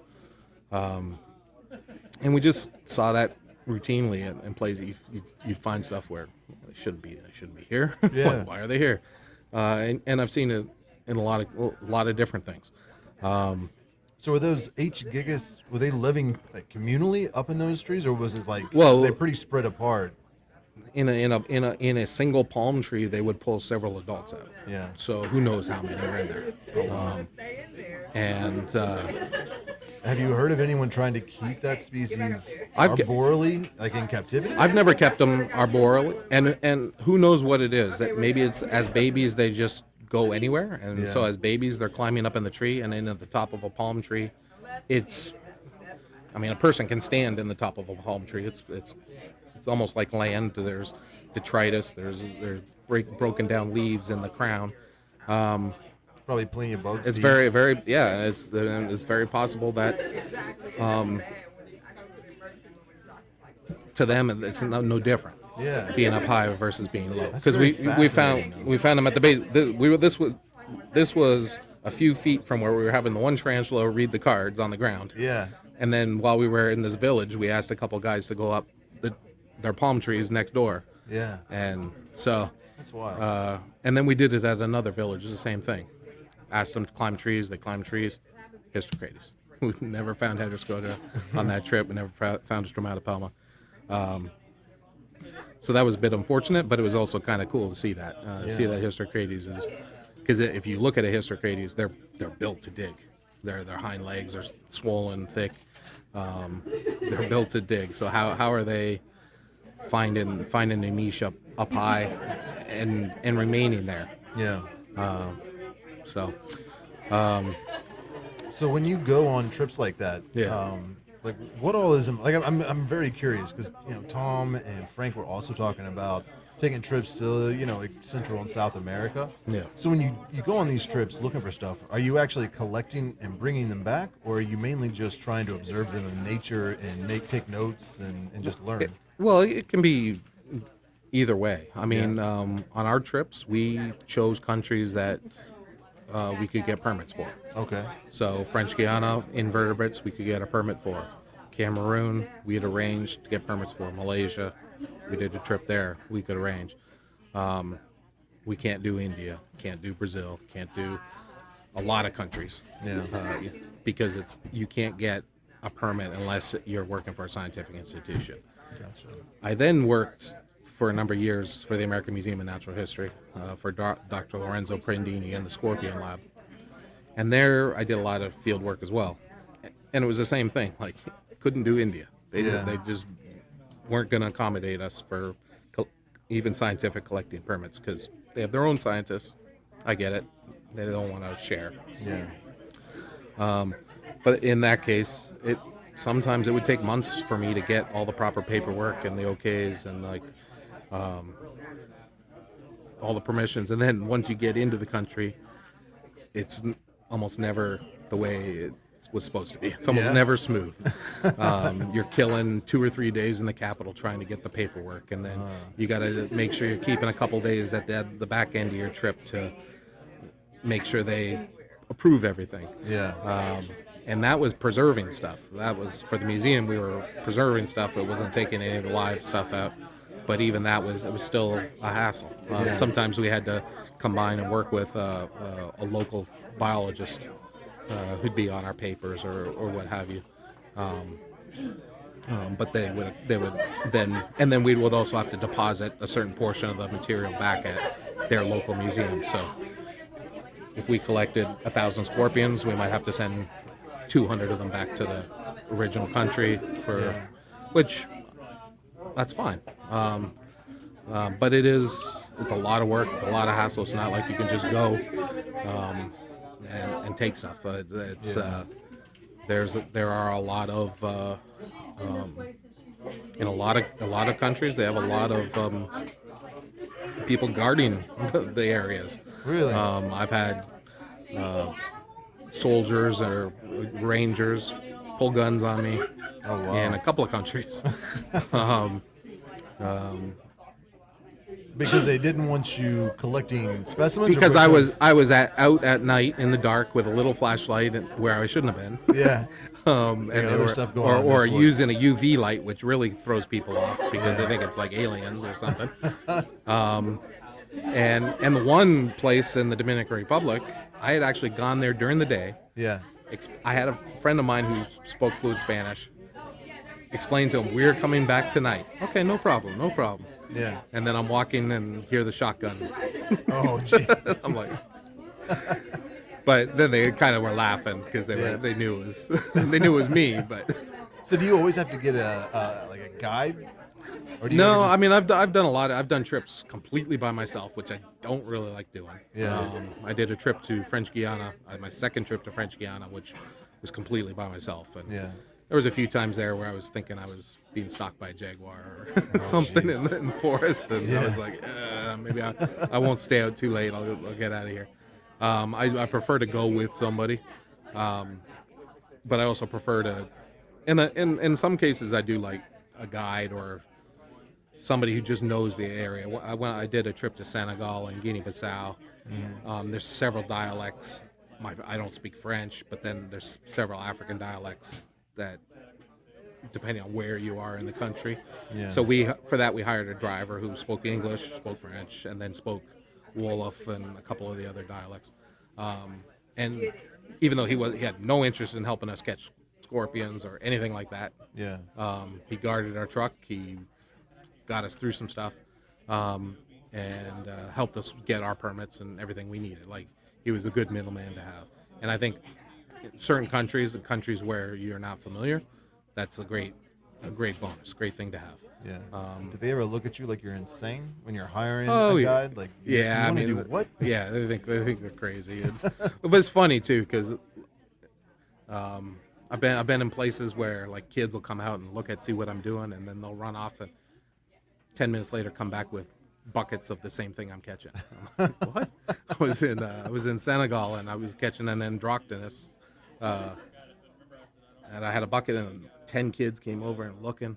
Yeah. Ran off, and they came back with Androctonus. Now, they weren't carrying forceps like I was using. Yeah. Or black light, and I was like, okay, I did not want a kid to get stung on my behalf, Yeah. catching one of the deadliest scorpions in the world. So Yeah.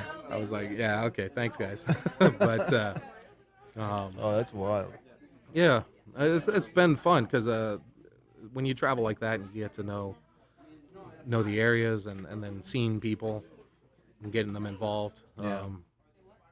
I've had far more great experiences than bad. That's good. Yeah. So you're doing that out in the field. Now, are you also like breeding and retelling, or are you mainly just studying? So, yeah, early on I bred a lot of tarantulas. I kept a lot of tarantulas. Sure. I then had kids. I moved to the States, had kids. Kind of said, you know what, tarantulas, I'm kind of tired. So I ended up getting rid of my collection. Then I worked at the museum. There I was working with dead stuff. I started focusing. My main interest was on the Thelaphonids, the whip scorpions, vinegaroons. Okay. Yeah. Very poorly known group. Only about 100 species described, but really weird distributions. Like within the U.S., for example, it was in Florida, but then didn't show up again until mid-Texas. Doesn't cross the Colorado into California. Then goes through Mexico, in parts of Central America, and a bit of Brazil, and then it's in Senegal. Nowhere else in Africa. Then shows up again in like India, Sri Lanka, Burma, or Myanmar has the largest number of species described. Yeah. All through Indonesia, New Guinea, and the Solomon Islands, but not in Australia. They cross the Wallace line. So they just have this really weird distribution. Not a lot's known about them. They all look pretty similar to each other. Yeah. So it was actually, at the time I was thinking of trying to finish school, get through that, and that would be my PhD, kind of revising the whole order. Mm-hmm. Life happens, and Yeah, it does. That's true. Funding at the museum started running out for field work, and then Yeah. it became kind of a boring job and a job that cost me more to get to than I was making. Yeah. So it was like, so then I kind of with the perk of field work, kind of falling by the wayside. I ended up just going and being a stay-at-home dad, and then got back into tarantulas about 3 years ago now. Yeah. Much more focused on what I'm doing, but and more for the long run. So back in Canada, when I was breeding, I might buy 2 or 3 spiders. Now I'm getting 10, 20 lots of species I want to work with. So I make sure I got lots of males and females, and I'm sexing them early, and I'm staggering the feeding, and so I get males maturing later than females, or Yeah. after the females have matured, Yeah. stuff like that, and doing a lot more focus on that. I'm also focusing more on old world at this time. The urticating hairs after 40 years of keeping tarantulas really bother me. Yeah, I can imagine. Can't. And after catching Theraphosa in the wild, nothing is worse than that experience. Yeah, jeez, I couldn't imagine. Sweating and hot, and then you get covered in hairs. and you have no shower, you have no way to get it off, and it just for days you're just like, oh no, thank you. Can't scratch because it hurt. It's just that was horrible. It was a horrible experience. My second time to French Guiana, I did not even look for a Theraphosa. If I saw one, I walked away. Yeah. If I saw a burrow where I knew there was one, I didn't care. I was like, stay away from that. Staying away. Yeah. So right now what you're doing now is breeding. Yeah. And are you selling them? I breed and I sell. For the most part, I have a small website. Arachnid Empire is my name, but really I just do trade shows around New York, PA, into Virginia, and then ultimately I'd kind of just like to sell everything to Tanya, or just just get rid of it. Then I don't have to deal with it. I got you. But a lot of stuff I'm trying to get pretty good numbers of females. Like I've got 25 Balfours. I'm raising up about 150 versicolors so I can get a good number of females and males going. There's a few species, a few of the bread and butter species that I don't think will ever go out of style. Yeah. And people want them. And we just can't produce enough here in this country. We have to. Are you breeding any rose hairs? I actually have a guy who reached out to me and has 10 adults. Yeah. And I'm trying to connect with them to get them. Nice. So I'm I not. got mine. I'm not incredibly patient though with slow growing stuff. Yeah. So that's I keep them for a while, and I'm like. The ebb and flow of species is so strange, though. Like, because my first one, there was everywhere I went, there were like racks in every local pet store of rose hairs, and I know a lot of them were wild caught and stuff. They were all wild caught. Yeah, and that's why they're not around. Yeah. Things like chilenensis, Homeo chilenensis that everyone wants. Yeah. People pay $200-$300 for a spiderling. They were $10 each as adults. As soon as Chile closed, forget it. Yeah. And now they're gold. I mean, my friend that had a couple rose hairs at a show last weekend. He put a $200 price tag. I think he sold both of them. On rose hairs? On rose hairs. Wow. That used to be $5 each. Yeah. And that was retail. Yeah. I think I paid $10 for mine. It was like $9.99 or something like that. So, but that's the way, and that's what's going to happen with curly hairs. It's going to happen with, you can't support a hobby and the hunger for these wild-caught animals. Yeah. And it's sad. Like, I don't sell wild-caught. I've been offered Arizona blondes, for example, really scare me. Yeah. I went last summer with Tanya down to Arizona. I was going to show her how to locate tarantulas in the wild. She had never seen them. Mm-hmm. And first off, it was dry. The rains hadn't hit yet, so most of the burrows were plugged. But it was hard finding them. Mm-hmm. Those animals that are getting pulled out and being sold by the hundreds or thousands a year are 15, 20 years old. How can any habitat sustain, any ecosystem sustain that kind of pillaging yeah. of a top predator? The number of curly hairs and striped knees that are coming out of Nicaragua is scary. Like, at that show I was just at, you could buy 100 lots of striped, and that's at a show that anybody could just go buy 100 lot. Yeah. And you can't sustain that. Yeah. But at the same time, who's going to breed them? Because if you can buy an adult for $5, what are you going to sell a spiderling for?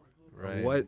What for the amount of work it takes to separate 500 spiderlings and feed 500 spiderlings of chalcodes or of Samani or curly hairs. Some people do it, but you might get $5. Yeah. But for the amount of work, yeah. And so it's an unfortunate thing. And so as a result of that, a lot of people aren't breeding those things, aren't breeding vagans, aren't breeding because they're just so common, and you can get adults or subadults for the same price as babies. Yeah. And because they're a slow growing animal, people just will almost always go for the bigger thing. Yeah. And it's unfortunate because we're seeing it already with some things. Guyana has not come in a long time. I talked to a friend of mine who's an importer, and he said that the quotas went way down. So I think only I think he said 200 Theraphosa sturmi are allowed out per year, which is a good thing. Because again, it's a big animal. Yeah. It's a big predator on the jungle floor, and we were taking them out by the thousands. Strictly Reptiles or some of these big importers in Florida. Yeah. They would import. It's cheaper for them to import by quantity, so they would import 1,000 of them, and it's just the wild can't handle that, and we see it time and time again. But then we see where it's helped, like Brachypelma. I thought years ago when they put Brachypelma on CITES, I was like, why are they putting these animals on CITES? Yeah. I'm like, I knew Smith Eye was coming out in pretty big numbers, like back in the day when they were $15 each and stuff. But it's pretty much stopped. I mean, yes, there's still some adults coming out that I find hard to believe are captive bred adults and raised in Mexico and then sold. But we saw it today. I mean, Tanya got a shipment in of captive bred Mexican Brachypelma, which is fantastic. And 20 years ago, I never thought I would see that coming out of Mexico. And there's at least 3 big breeders in Mexico that export. And I think it's fantastic. I wish other countries did it. I used to do dart frogs for a couple of years, and there's a company in Ecuador and a company in Colombia that started breeding the rare Ufega, the rare large dart frogs that are very sought after. They started captive breeding them, still selling them to us for $1,000 each, and people were buying up every single one. Wow! And I don't think it's probably stopped the smuggling, because of course $1,000 is a lot. Yeah. And if you can go smuggle it and get it out for a fraction of the price, however, it's a step in the right direction. Yeah. And I think people are very proud to say, hey, I've got a Tesauros frog versus one of unknown lineage. Yeah.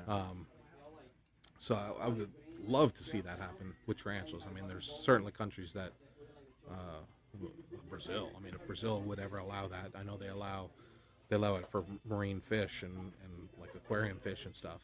If they ever allowed something like that for tarantulas, I think it would be a huge hit. Brazil's got more species than any other country. Yeah. So as far as like a hobbyist, one way you can help is to make sure you're only buying captive bred tarantulas. Oh, absolutely. Resist that urge to get the large, cheap. Absolutely. And this is something that I've said a few times that people don't agree with. But like, for example, at some of my shows, I will wholesale at the end of my show to some of the guys who sell a lot of wild caught stuff that kind of are just flippers. They just buy stuff. The stuff may not survive. Mm-hmm.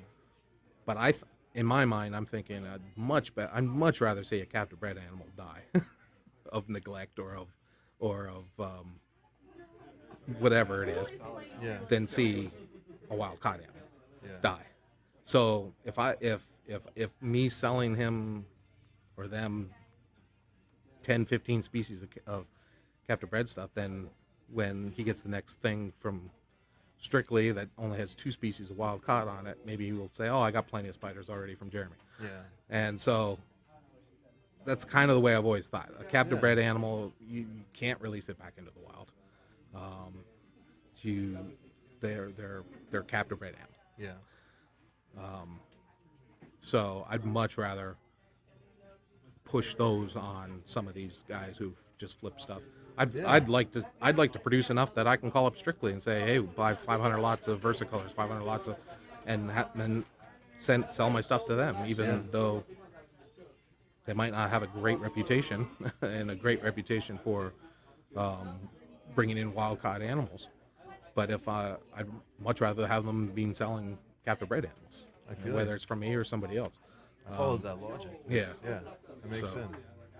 Yeah, it's been weird lately. Like, I don't know if it's just because I've been getting a lot more messages lately, but there's been multiple times curly hairs, Samanis, and I don't remember the other species but people are buying them at a show, bringing it home. A month later, there's an egg sac.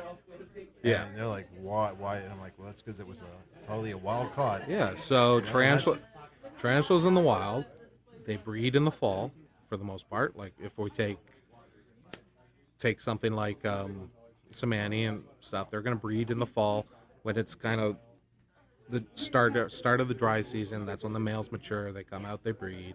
The female then will dig down, be a little dormant over the winter, start fattening up. When they unplug their burrows and the rains come, that's when they're making their egg sacs. A lot of the collecting is happening during that, so they're catching them just before they produce the egg sac. So that's the other point. If they collect 1,000 curly hairs and say 100 of them drop egg sacs, 100 times 500, they have 500 eggs per egg sac. That's that many more babies that should have been in the wild. So just 5,000 babies that have been, if I did my math right. Yeah. I think that's what so 500 no, eggs in an egg. 50,000, right? Yes. Yeah. We'll go with your math. Yeah. Because I'm not good at math. But yeah, that's pretty wild. Yeah, so it's devastating. Yeah, really. it is, and it's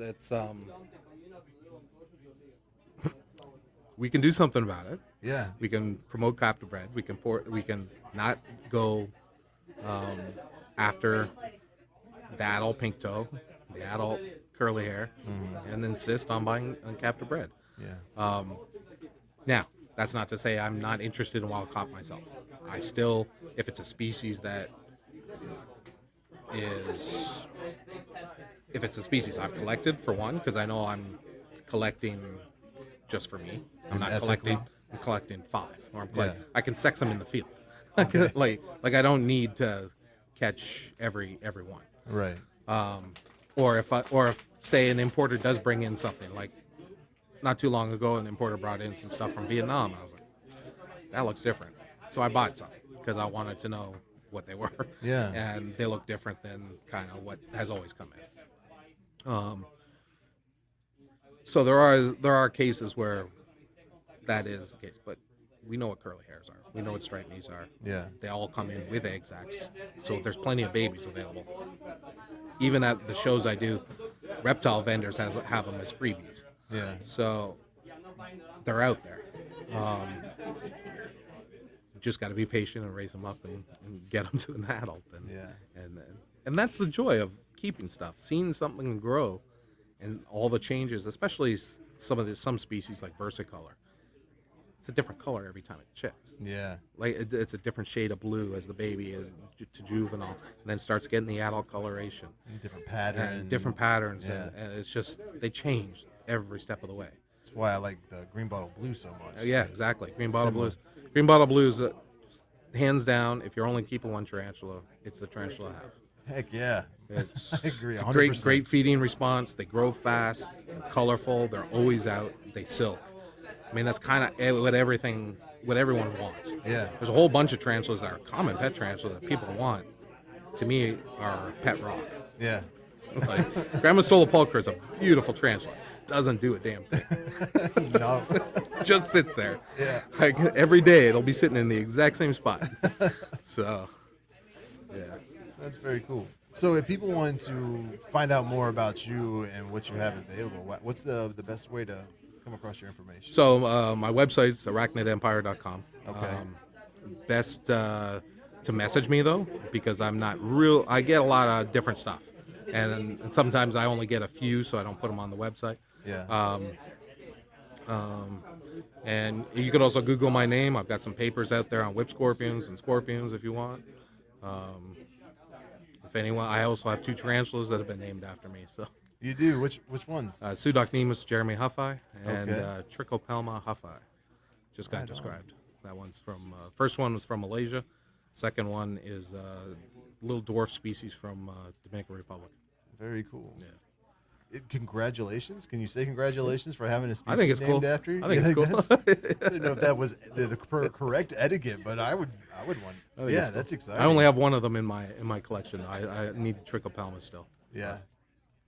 Is it difficult to get species named after you? Yeah.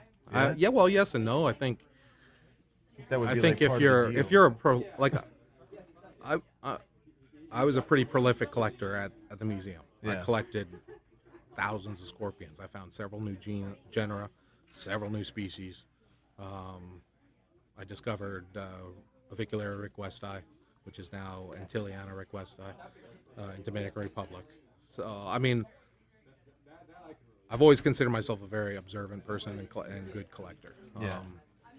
Just, I don't know. I just find myself really in tune when I get into the forest. I don't feel like I miss much. That's awesome. So I've been fortunate to find a lot of stuff that's new.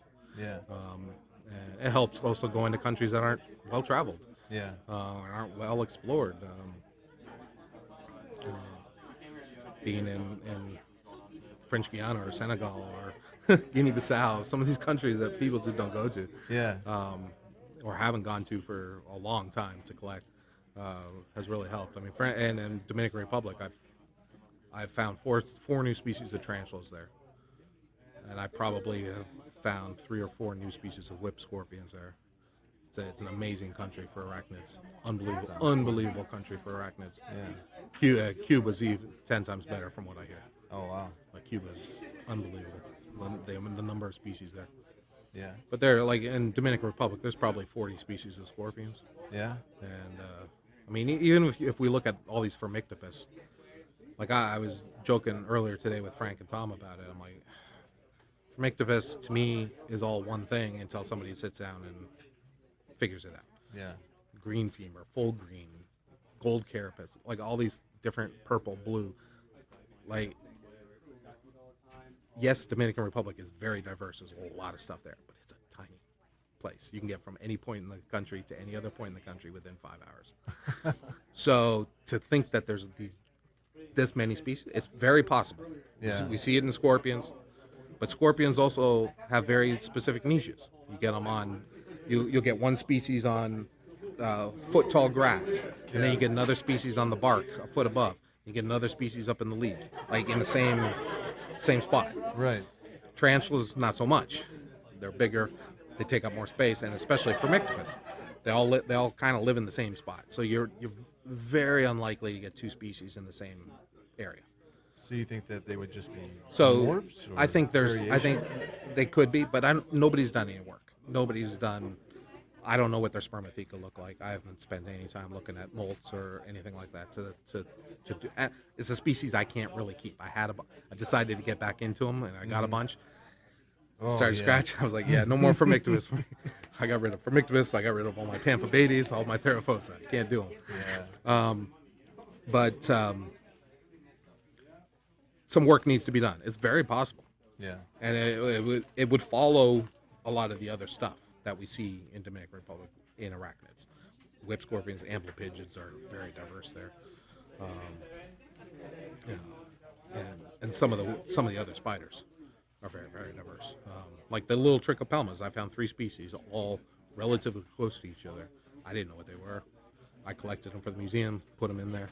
Rogerio Bertani pulled them out to do work on it, and it turns out the 3 species I collected were 3 new species. So, yeah. So it's very interesting. More work definitely needs to be done. There are not enough good Theraphosa taxonomists. It's not taxonomy in general. Yeah. It's not.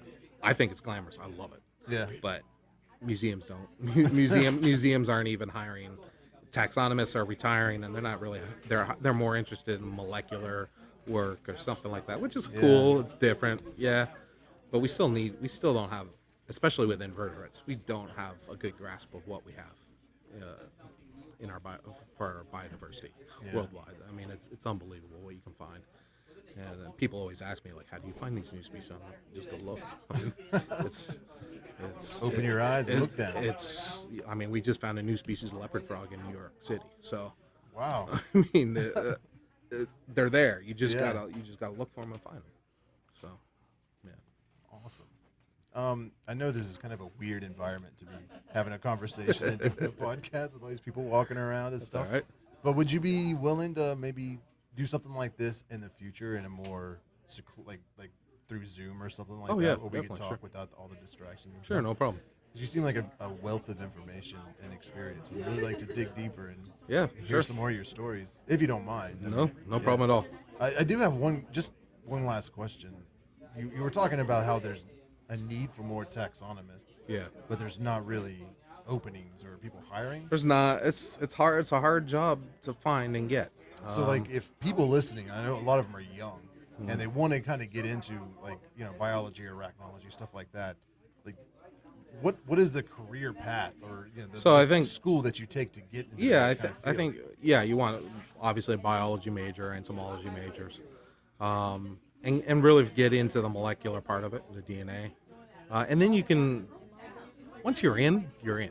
Yeah. So Okay. then- Kind of like the mob. Huh? Well, once you get your tenure, then you do whatever you want. Okay.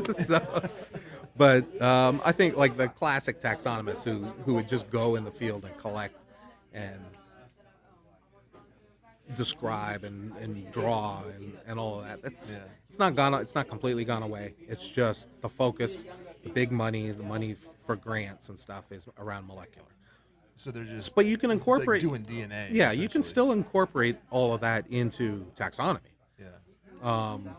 And that's what people are doing now. So you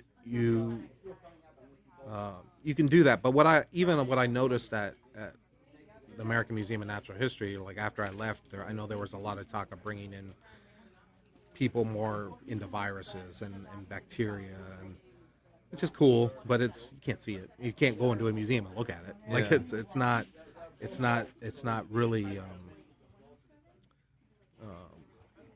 It's not as exciting to me as like the scorpion collection at the American Museum of Natural History is phenomenal. It's absolutely amazing. It's just I could spend hours. I curated it. I was in charge of like rebottling it and I would just like daydream basically about stuff and I even to this day I could go in and see a specimen that I collected and remember what the rock looked like. That I found it, especially if it was something like was really cool. Yeah. So I was looking like I know exactly where I found you. That's awesome. So people in the comments seem to be very excited to hear you on a podcast. So. Oh, okay. We'll definitely have to do this again in the future. Yeah, sure. Well, Anytime. Thanks for coming down and being willing to talk to me for a few minutes. Yeah, no problem. Definitely appreciate it. I mean, it's been a great day. Insane day. It's been a great day. Yeah. Pretty wild. I've been excited about this. I was here when the store was completely empty and Tanya was terrified of opening it. I was like, don't worry, it'll be all right. And then I was here when we were building that and the little the hutch thing, and we came down and did that, and then I came down for the first kind of opening. It's been fun to watch and the line see from around afar. the corner of the building opening. Yeah, and I pulled in here this morning. I was like, whoa. Yeah, it was intimidating. It's nice. It was good. Yeah. It's not like in my first stint in the hobby, I never would have imagined that in North America. Yeah. In London, for the British Tarantula Society, absolutely. Yeah. Like that they have such a huge following in Europe and a huge community in Europe. I just wasn't seeing it here.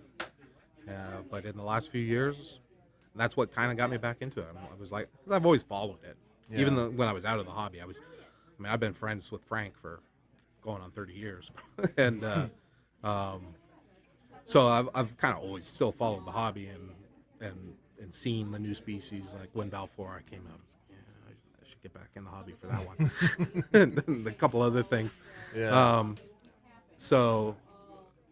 But then I was just seeing more and more talk, and it's blowing me away. And that's why I love doing shows, talking to people and seeing people and getting people interested. It seems to be blowing up in all areas. Like there's a lot more people making tarantula-related content. A lot more dealers are popping up. A lot more breeders. Yeah. A lot more artists are doing tarantula artwork. I mean, it's growing everywhere. Like I said, like back in the day, like I had to wait for Brian Capiz to either fax me or mail me his price list. Fax you, wow. Or like I bought a fax machine just so I could get his list and a couple other people's lists. It's the only reason I had a fax machine. For the young ones listening that have no idea what a fax machine is, it's kind of like email, but you would write it and then stick it in a machine and then it would print out on the other side. Yeah. And it was always on like waxy paper, and if you kept it warm, it would disappear. Yeah. Yeah. Good old times. But that's how. So communication and getting the knowledge, and it was much harder. You had to come to an event to find like-minded people. Today, with the internet and everything, you can connect much easier, and so I'm not surprised that the hobby's grown because of that. And I think it's a great hobby. I mean, especially for people with busy lifestyles. I mean, there's not too many animals that kind of thrive on neglect. Yeah, that's a good point. Yeah, so. Very cool. Right. Well, thank you so much, All man. right. It's Thank been you. a pleasure talking to you. We'll definitely have to do it again. All right. All Definitely. right. Thank you. All right, cool. Bye. See you. And that was arachnidempire.com. Check out his website. Follow him on Facebook, and just Google his name. You will find him. We're gonna take another quick break. I'm going to get some water. My wife and kid are right there, so I'm gonna talk to them for a minute. And there's some exciting stuff going on over here. They're breeding some tarantulas and stuff like that. So I'm going to try to get the camera set up to where you guys can see that. But just hang out for a little bit. I will be back in just a moment. Thank you all. It's been almost 3 hours we've been live streaming this event, and it's going to be wrapping it up here soon. Technically, we're supposed to stop at noon. I mean, at 5. But there's still a lot of people here, so I don't know if they're going to kick everybody out or what is going on. But yeah, so just hang out for a little bit longer. And yeah, this has been Dean Says great interview. Yeah. It was very interesting talking to him, and everybody so far has been pretty cool. So I'm very excited. But yeah, I'll let you guys watch what's going on in the background, and I'll be right back.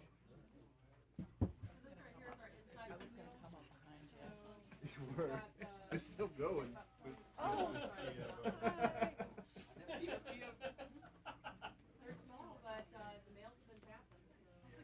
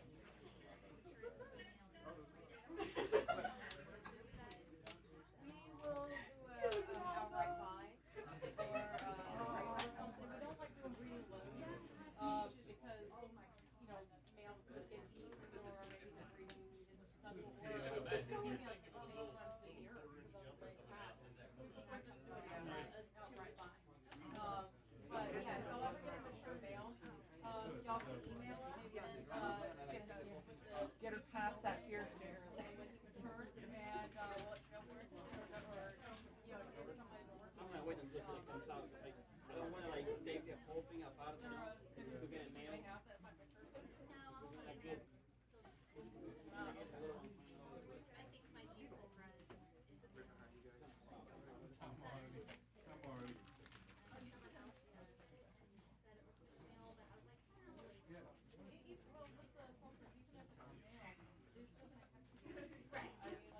Signed up for collective on Facebook.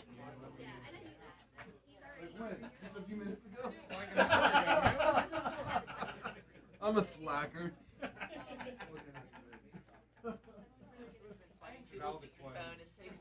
1 second.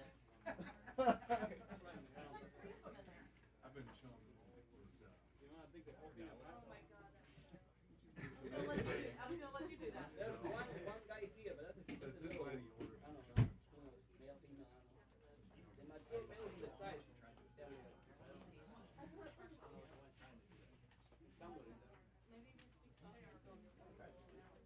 Either the waist of the spider, like a duck call or a spider. I want a turkey call. You can do a yodel. No, I can't.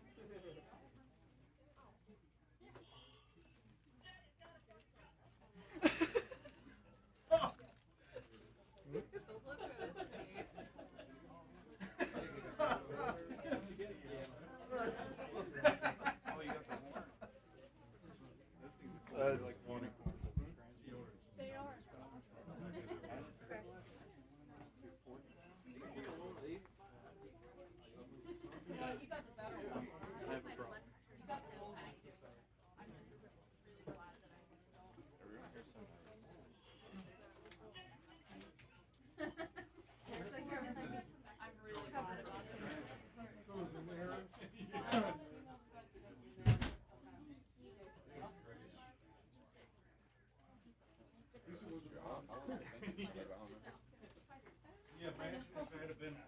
No, it's Kelsey.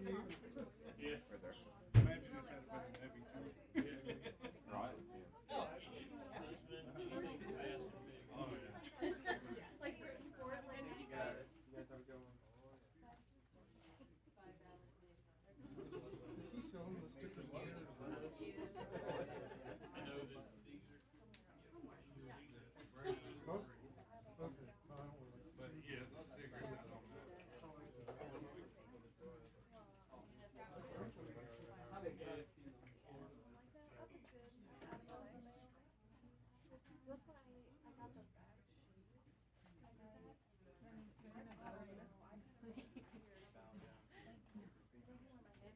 I don't know. yeah, too much beer. See, I did mine too much. I started here. And did it though?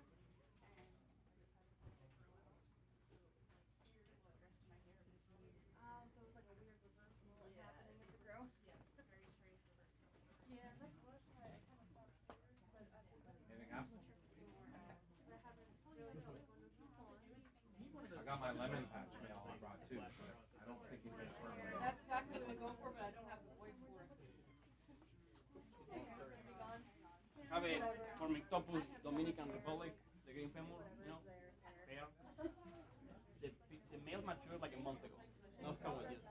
Just sitting there, still in the little patch that he made his mouth, just sitting there. Yeah. Eats and everything, but hasn't made a stomach. He's like that big. Cool looking, so hopefully I get to breed them. I bred them before, but the female still sucked. You are right on my. She dunked it in water. Zach, how are you? How's it going? I like your R2D2s. I like your shirt. What's the show? How are you? Trying to pair something. The whole room comes around around. Yeah. That's usually like 10 hours after we started it. So.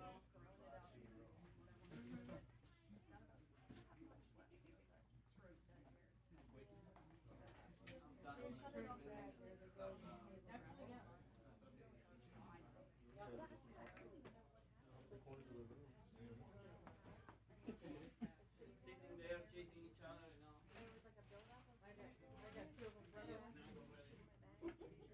When y'all weren't watching. Questioning my breathing skills. Possible eggs. Where'd the soda come from? My stash I have in the back. If you want one, grab one. Video, so it's time to post them. And then there's one. Yeah, actually, this one's open. Here, let me just find it. No problem. I'm actually going to still Caramel frappuccino, soy milk. I'm not that good with Peter. What were you Oh, basically on the channel. See? See?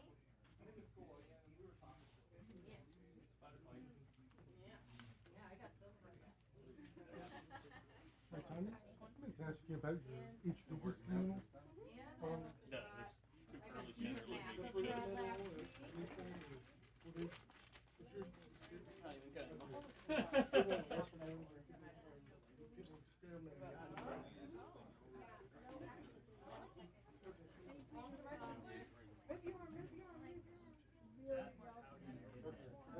Totally how you get it. Oh. I'm gonna need you to do something for me someday. So. See? Executively.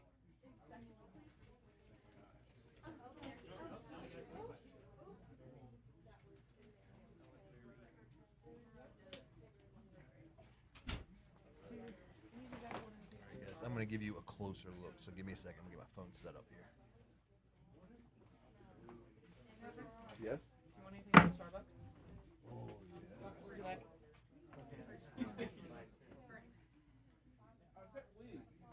Oh, yeah, I couldn't tell from your accent.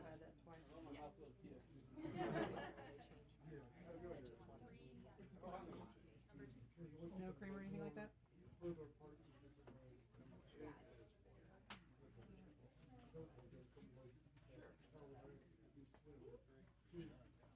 I think that's the middle one. Hope I didn't go too long. Any flavors, sweeteners, man, that was great. espresso, any of that extra, just regular? All right.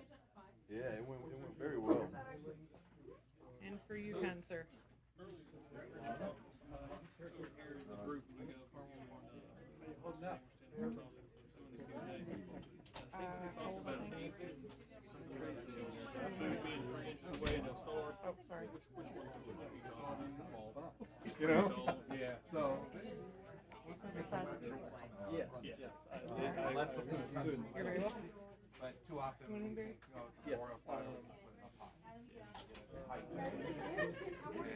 I was I bet same way. have no idea. If I got Versicolor babies, I would put them in a quarter pot. Or I'd put them in or something like that. You've got ice drinks, and then you've got. It wasn't until I saw my buddies. You've got hot coffees, hot teas, hot drinks, frappuccinos, cold coffees. Bone dry. Totally fine. Even without the humidity. I think he moistens them with the Yes, you do. well, again, stuff out first. So I've started. All right, I got the camera set up, so here we go. All right, and we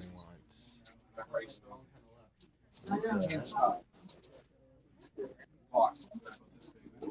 There we go. A little silk plant. And Who are you from? My camera. It wasn't me. I didn't break it.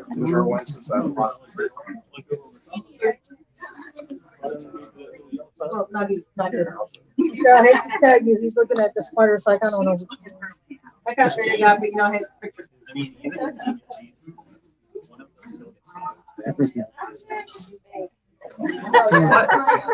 I like it.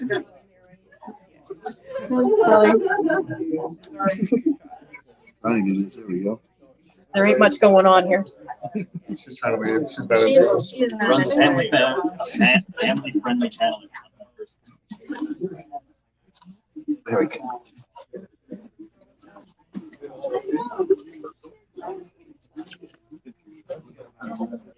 You're gonna be there for a very long time. They are doing nothing. They literally are not doing anything. They're not feeling it, huh? No. We already earlier. Yeah, we did. It wasn't very antelope. You got all these people here just kind of hanging out, watching tarantulas breathe.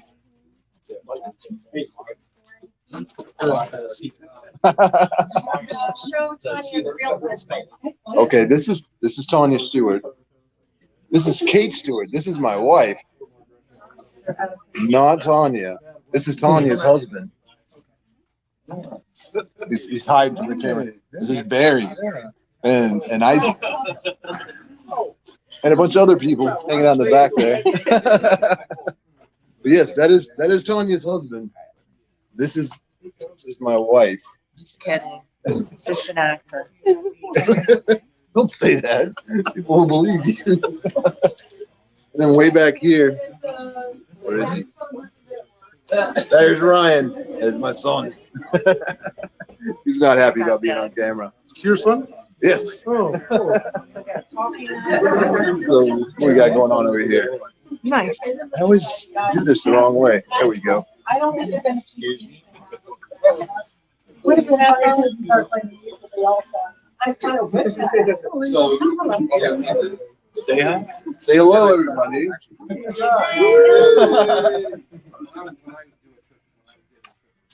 I don't know what they're saying, but they're saying something. I think they're saying hello back.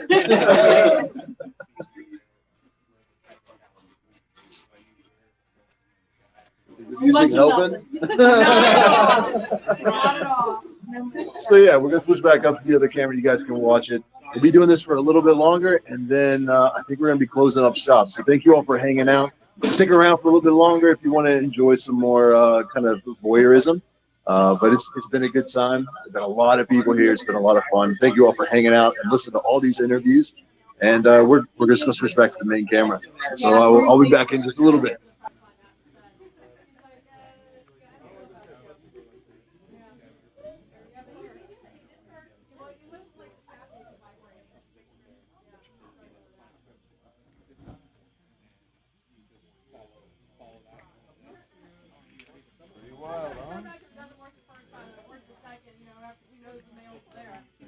What's the chat saying? LOL, LOL, hi everyone. What's up, Megan? What's up, Dusty? What's up, Dean? What's up, Robert? Zep Master, Megan again. It's very cool.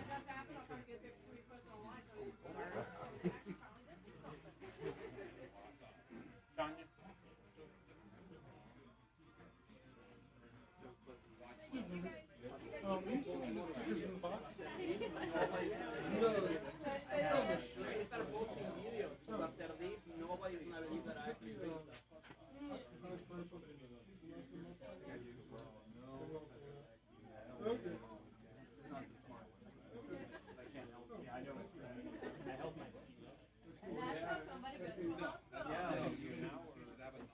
are you?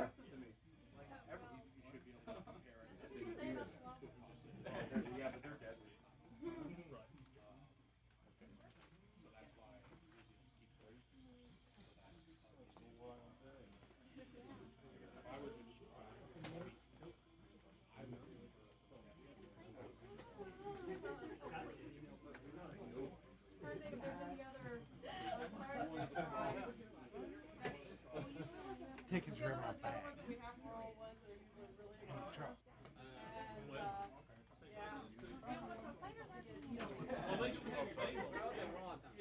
I mean, if something dies.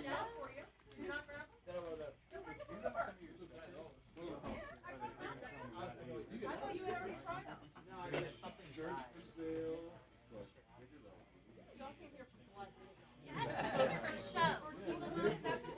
I came to watch something happen. I came to watch something happen. It just happened. And I also got my money. Wow. Humanity in a nutshell. More like you.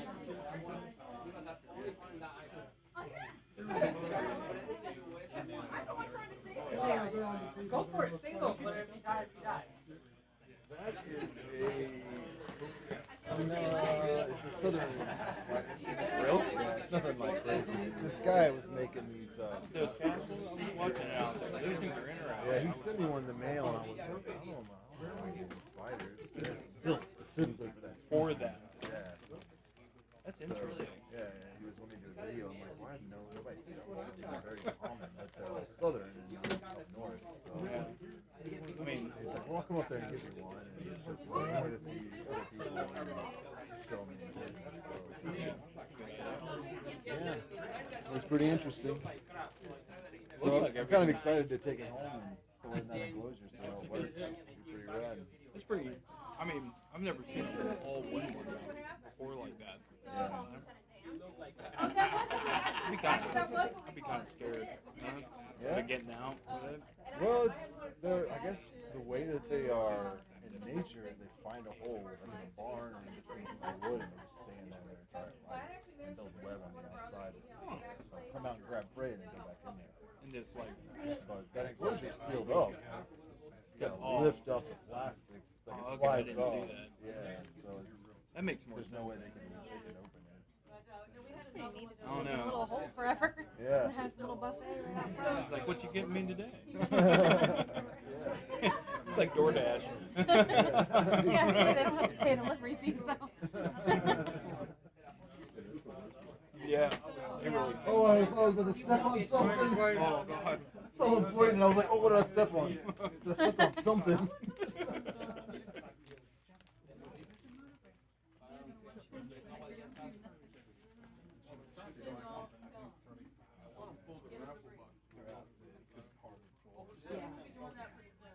Yeah, she gets home and she just starts looking at it. Well, no, they were overselling. She's about 35. Yeah, it is. Especially when they're just specs.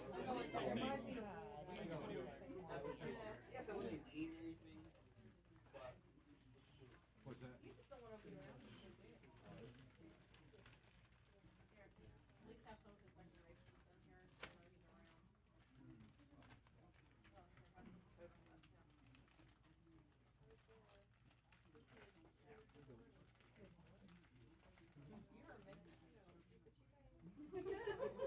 Yes. Yes.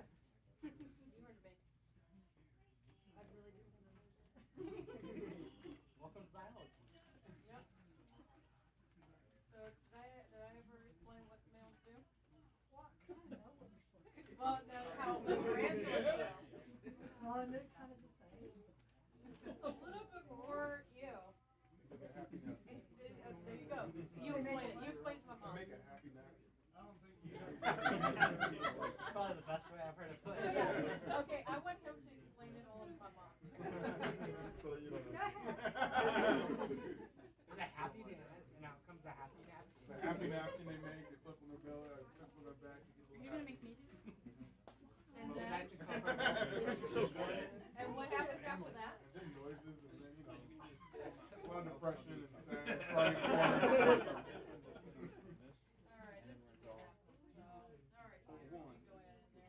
I'll get him out. Oh yeah. Do your job. All right, last chance for raffle tickets. We're gonna do this drawing right now. Let me get mine. Yeah.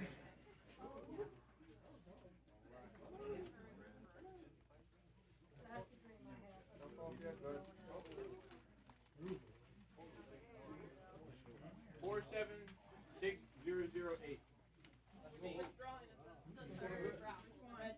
The red tickets? 47608. Sweet, yeah. There you go.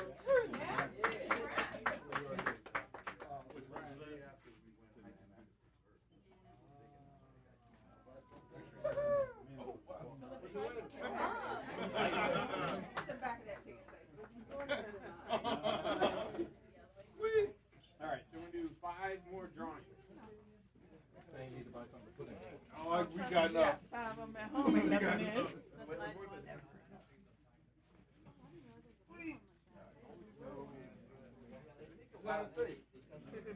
Glad you did too. Y'all been here for a while. So thank you all for staying. 476018. I don't have the red ticket still. Now this is the red ticket. 476019. Oh, you won again? Cool. Oh, 19.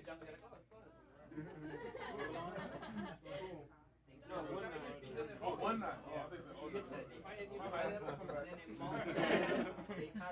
476015. 476012. Oh, you got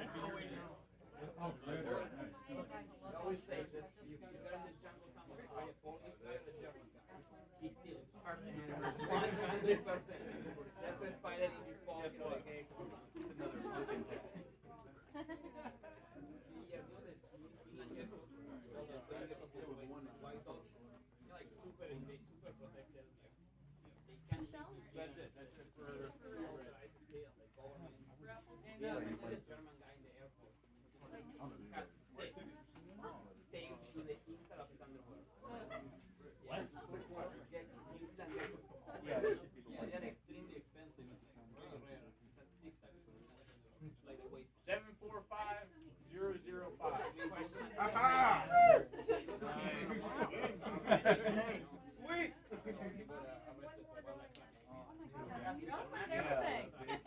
Which one is it? That's where you grew up.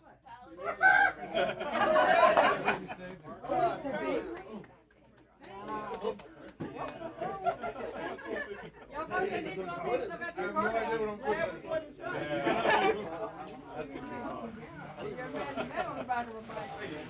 Don't bring a bike? No, right before the truck. Wow, okay. Wow, right? We're gonna have to take a picture of y'all with all this, you know that, right? Yeah, we did the fire. I don't know where we're putting it. I'm not buying nothing else to put. So look up Serpent Designs and then you can see how to make fun of the area. But there you go. Best plants.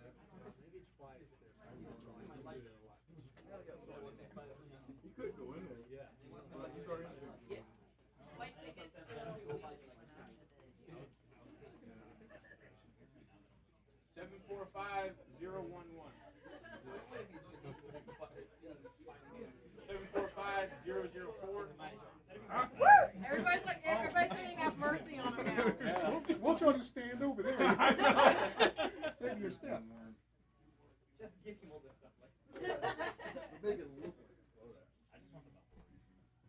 745006.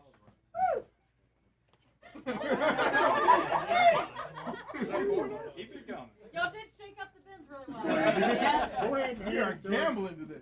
745012.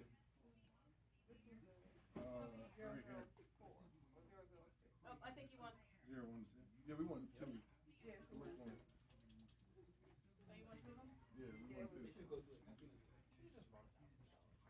745010.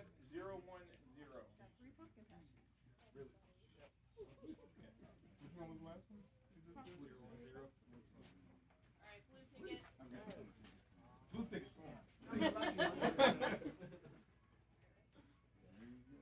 Alright, this is for the 4i communal.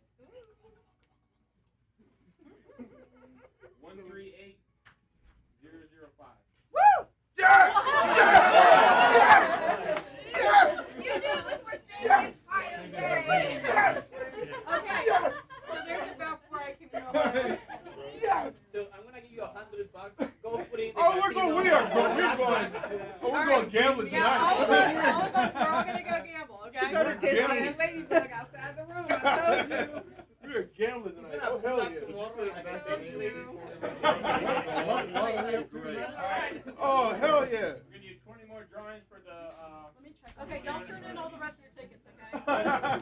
138016. Oh, sweet. That's so cool. Oh, hell yeah. I know it is. Right up there. I saw another one. There's 5 of them. Five. So impatient. Just want to Sweet. I know that's a bad Hell yeah. Talk about 138010.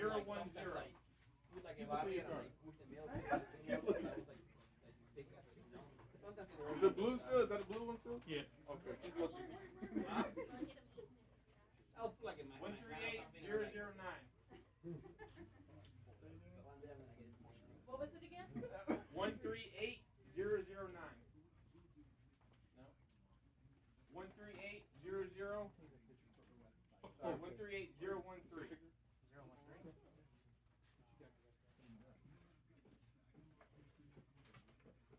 Stick all flat. Just one. 138007. What'd you get?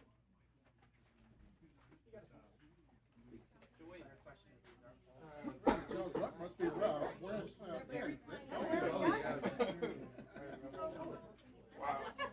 138006.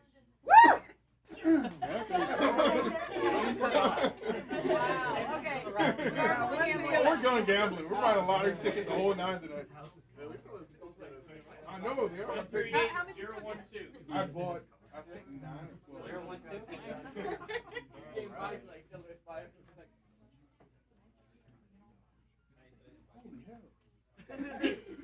138014. Yeah, we bought a truck then, guys. We bought the truck. 138015.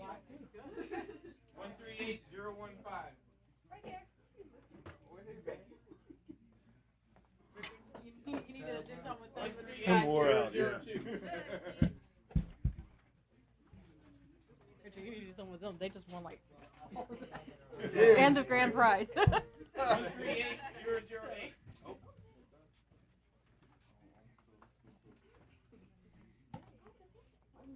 138017. Yeah. Were you selling these pots? Yeah. Okay, how much is one for? $5. Okay. What kind did you like? What kind of, I've got armadillium species. Here, like they're clown isopods, dwarf white isopods, and Porcelio scaver mixed lots, which are like. Oh yeah! Did all your tickets win? Almost. Almost all the tickets won. It's not dwarf whites. They are. There's these, the Porcelio scavers. These are the clubies.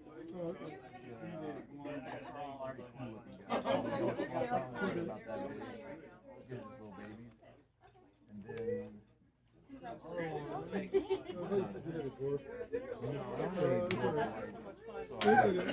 And this, he's got some white ones in there.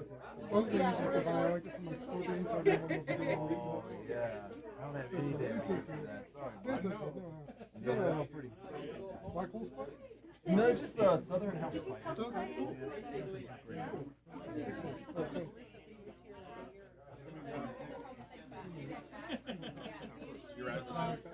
I have a bag in here somewhere. Yeah. Yeah, that's it. I just won this one. What was the name for the order? It says Devin or Josh Boney on it. What was the last name? Boney, B-O-N-I-L.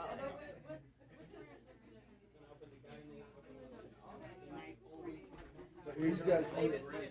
Yeah. All of it. Let's see what you got here. You got a paludarium. Yeah. That's a huge one. What is that? Mini tall? Mini tall now, yeah. Baby. All right. And then grandpa's, you know.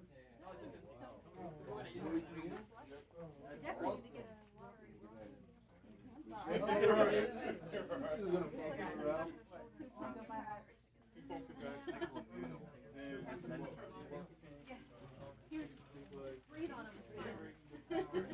then we already spent like $600+ and all this stuff in there. I know, we definitely got the money for it. Yeah, definitely. So where are you all from? Washington, D.C. Washington, D.C.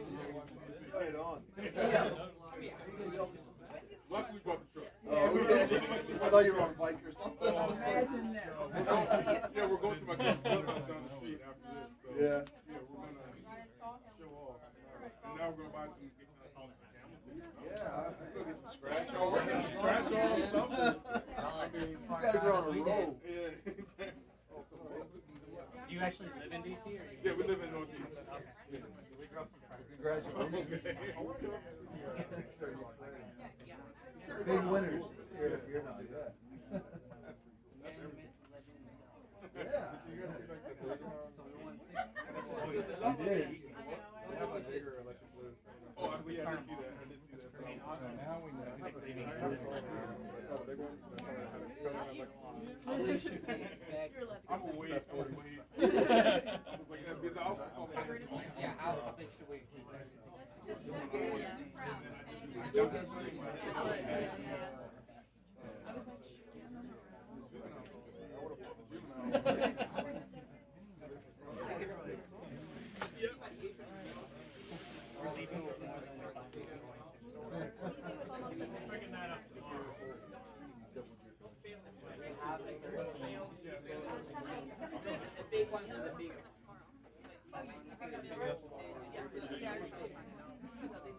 Oh, yes, yes. Okay, yeah, I have a bag of stuff already bought. And that yeah, I already have the bag. It's already got my name and phone number on it. Okay. Yes, yes. You're good to go. And I'm the Oh, I'm so sorry. We'll be back tomorrow. You're all right. Yeah, I didn't make it.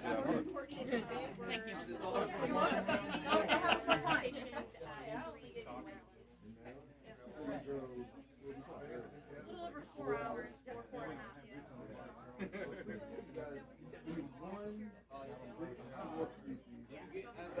And one at the bus.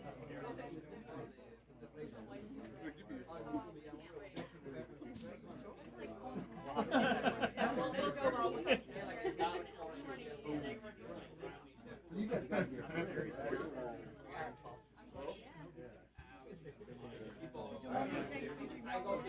Oh, yeah.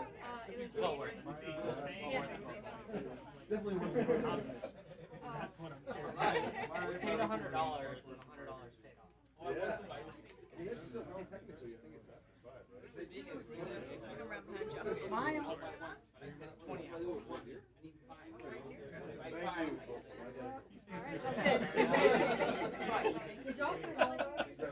No, most of us are bought. But then we won like 5 of them. Then we won this, the grand prize. Then we won all the prizes. I thought I was hoping we'd get a 1, but I didn't think we'd get all 3. I was like, oh, I'll drop some money. I was good. I told you. Oh, yeah. So we're gonna go ahead and go. Okay. All right, so Andrew, so maybe you have to get off. I didn't even play my luck. I won one too. I was like, you know what, I'm gonna buy 3 of everything. Maybe I'll win. Well, it's a bolt. Yeah, there's a mold. Let me know which one you want. It was crazy that we have it in Belfort. We have it. So it's unfortunate. Yeah. Okay. What's the worst that can happen? Exactly. Oh, yeah? You got your money. Definitely got the money. Aww. Appreciate it.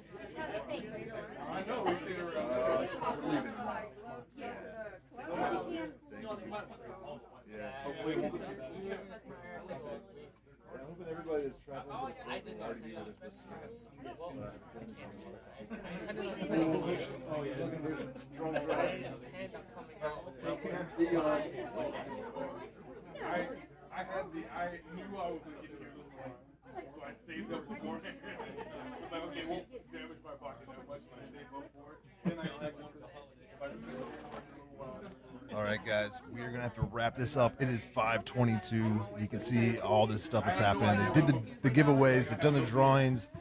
Grand prizes have been handed out. And keep an eye out because I took a lot of videos, so we're going to be doing some. I guess over the next few weeks, I'll be releasing some videos of stuff that's been going on here. There's still a lot of activity going on because they're still trying to breed some spiders and stuff like that. But it is time to wrap it up. Thank you to everybody that's been hanging out in the chat.